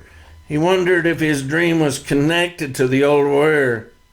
"Yeah, pretty strange," he said. As night fell, the conversation turned to something Matt had mentioned earlier. "So you figure there's a chance this Tarwater gal ain't dead?" Brant asked. "I think it's likely. Those Baylor brothers had all kinds of little inconsistencies in their stories. Did I mention that Bart told me they never saw Doreen's body, and Bucky said they did see the body? Bart was half delirious from having his arm cut off, but that isn't a detail you forget." "Let's say she's alive," Brant said. "Or we learn she's dead, but Johnson didn't kill her. What stops Theo Tarwater from refusing to pay us?" "He paid me $200 in gold already for expenses, so there's that.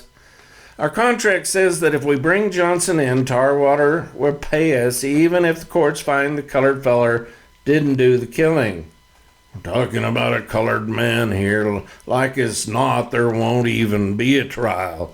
I don't care to be party to a lynching, Matt." "Well, we're going to need to take that when it comes."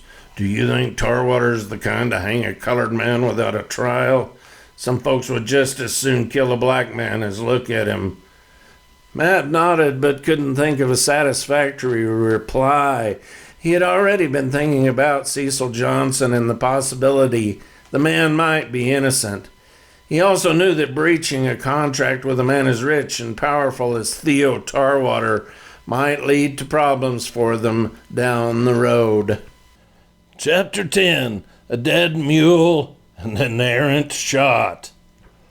"Bucky, my butt can't take a bit more. Let's camp right here."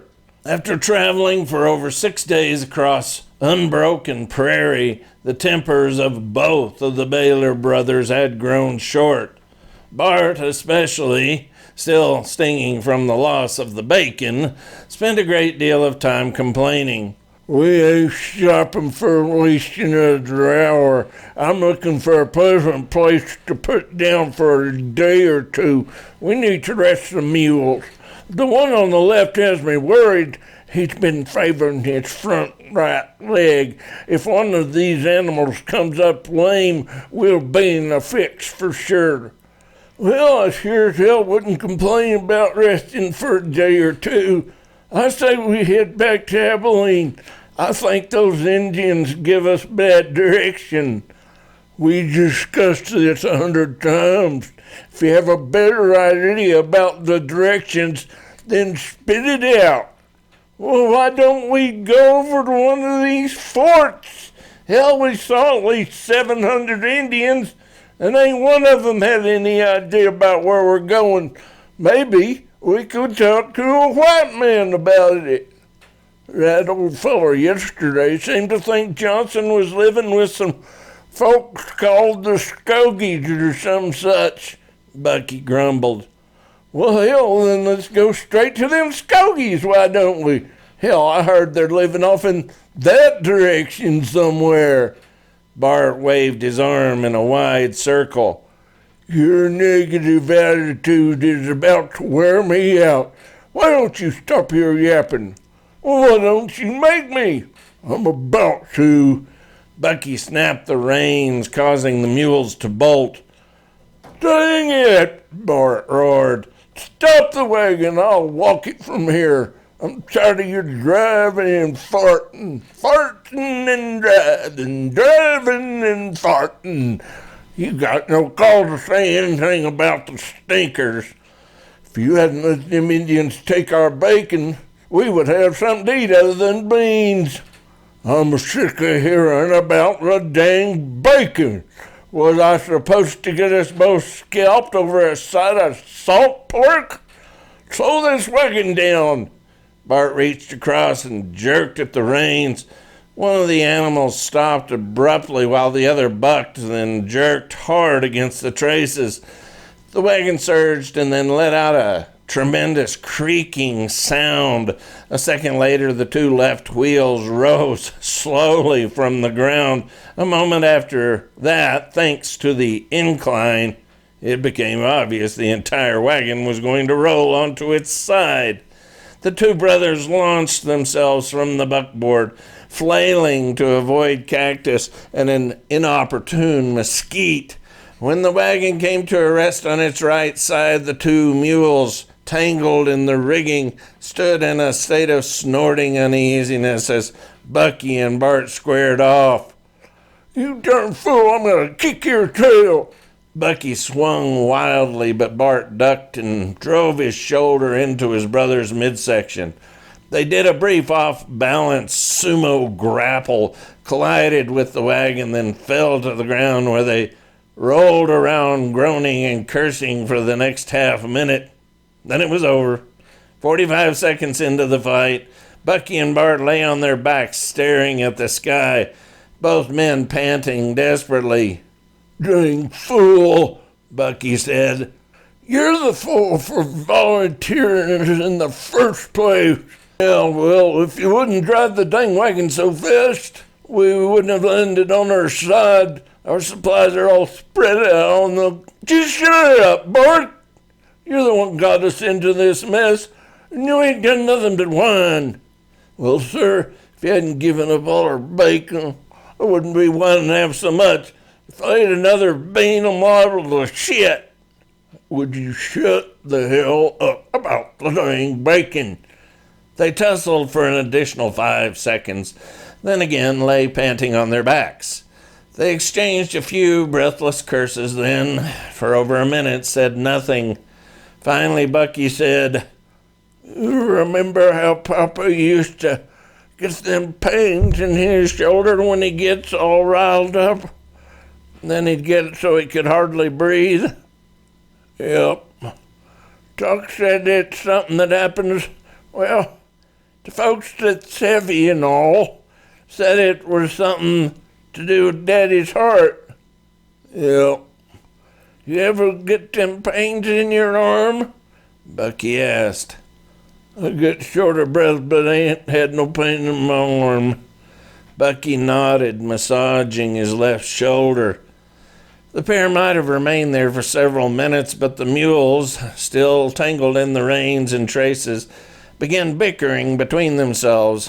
One of the mules tended to bite, especially toward the end of a long day, and began snapping its jaw at the second mule, causing it to tangle itself even more as it attempted to flee.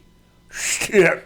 Bucky rolled onto his sizable gut and pushed himself up from the ground.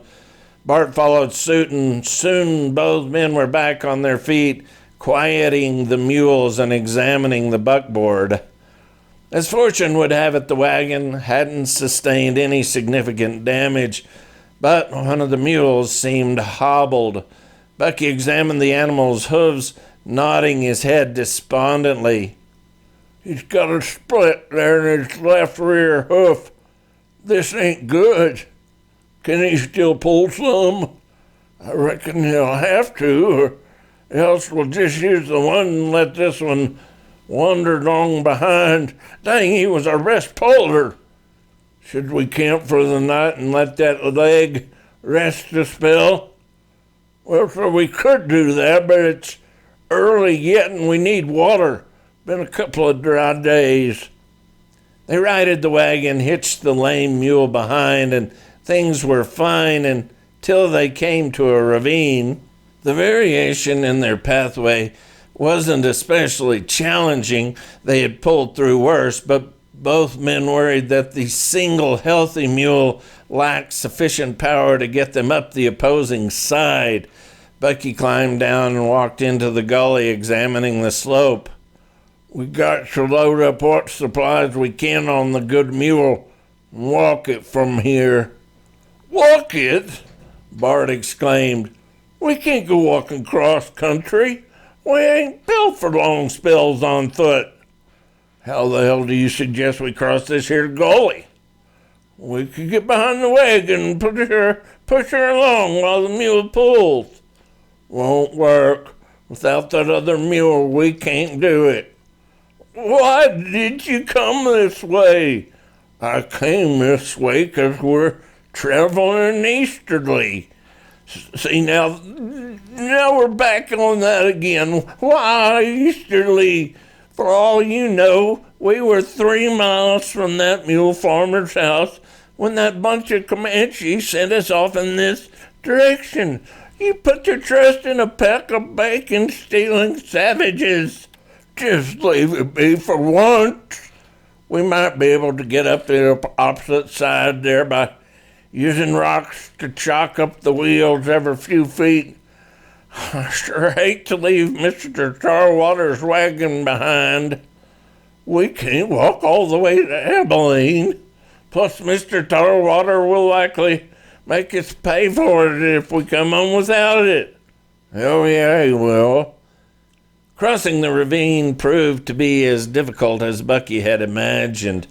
Getting down the slope, naturally, took only a few minutes. They spent the next hour attempting to climb the gentle slope up the other side, even with 2 men shoving from behind, chalking the wheels with rocks every few feet. They lacked the power to move the load effectively.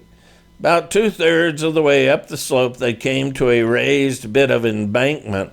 Bucky had been surveying the spot the entire time, and as predicted, the 18-inch escarpment ended their progress. Bart suggested digging ruts through the raised line of dirt, but both realized doing so would require hours of labor. With a sigh, they scotched both rear wheels and stepped back. I don't think we can pull over that hump there, Bucky said. I've been looking at it all along, Bart said, and I think I got an idea. Okay.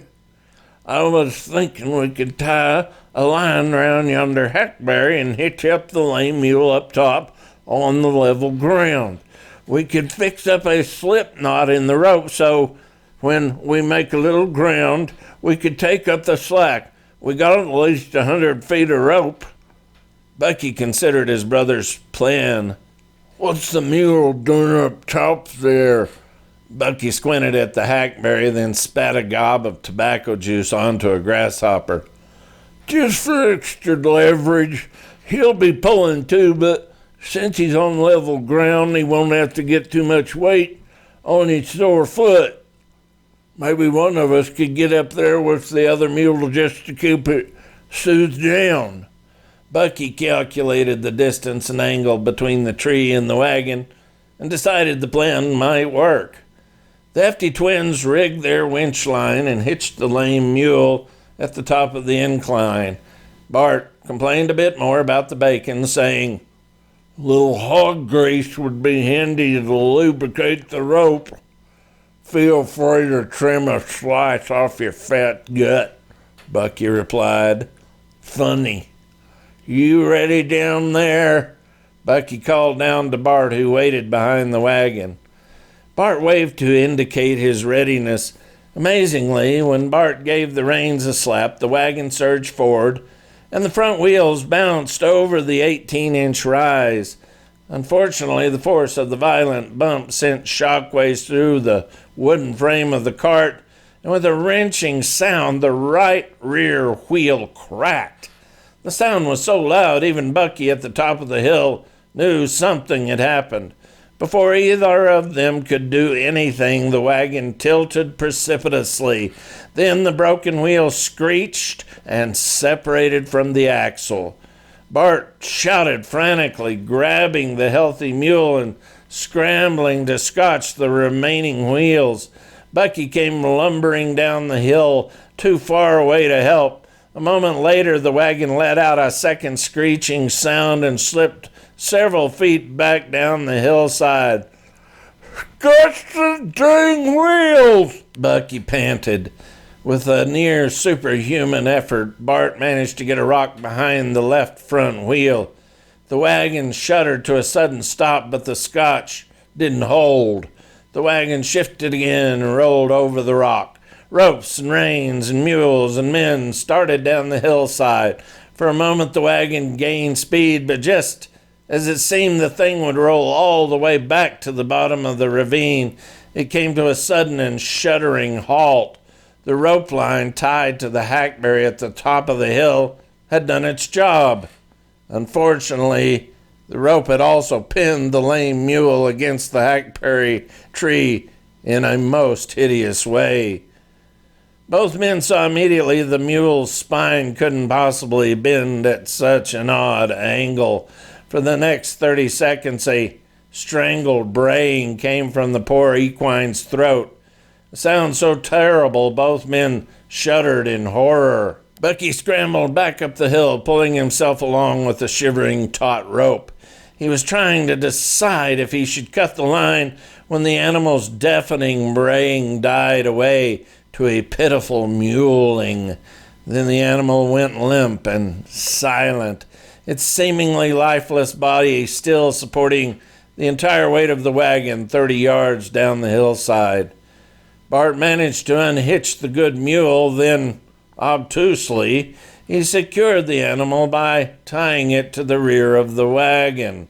He then came wheezing up the hillside. "You think he's dead?" Bart asked. Bucky glared at his brother, nodding his head in disgust. "Have you ever seen an animal's neck bend in that direction whilst it was still living?" Bart, stunned by the gruesome scene, merely nodded. For a long moment, both men remained silent, calculating a possible solution that might involve getting the broken wagon up the hill. "Without that wagon, we're going to have to walk back to Abilene," Bart said. "Yeah," Bucky replied. The men glared at each other and seemed about to tussle a second time when the mule, pinned around the hackberry tree, regained consciousness. With a snort, the unfortunate animal began braying once again. Both men turned in horror. "Dang, Bucky, we gotta cut it loose," Bart said. "We can't cut it loose, you dang fool," Bucky yelled. "You tied the other mule off at the end of the wagon. We gotta get that other animal before we cut this rope, or the wagon is liable to roll over it too. Then we're gonna be walking and carrying all our stuff to boot." Bart, perhaps befuddled by the mule's heart-rending death knell, seemed not to hear. Instead, he pulled his knife from the small scabbard attached to his waist. Nebulous to anything but his task, Bart stumbled forward, planning to cut the rope, despite his brother's protest. "Bart, don't cut that damn rope!"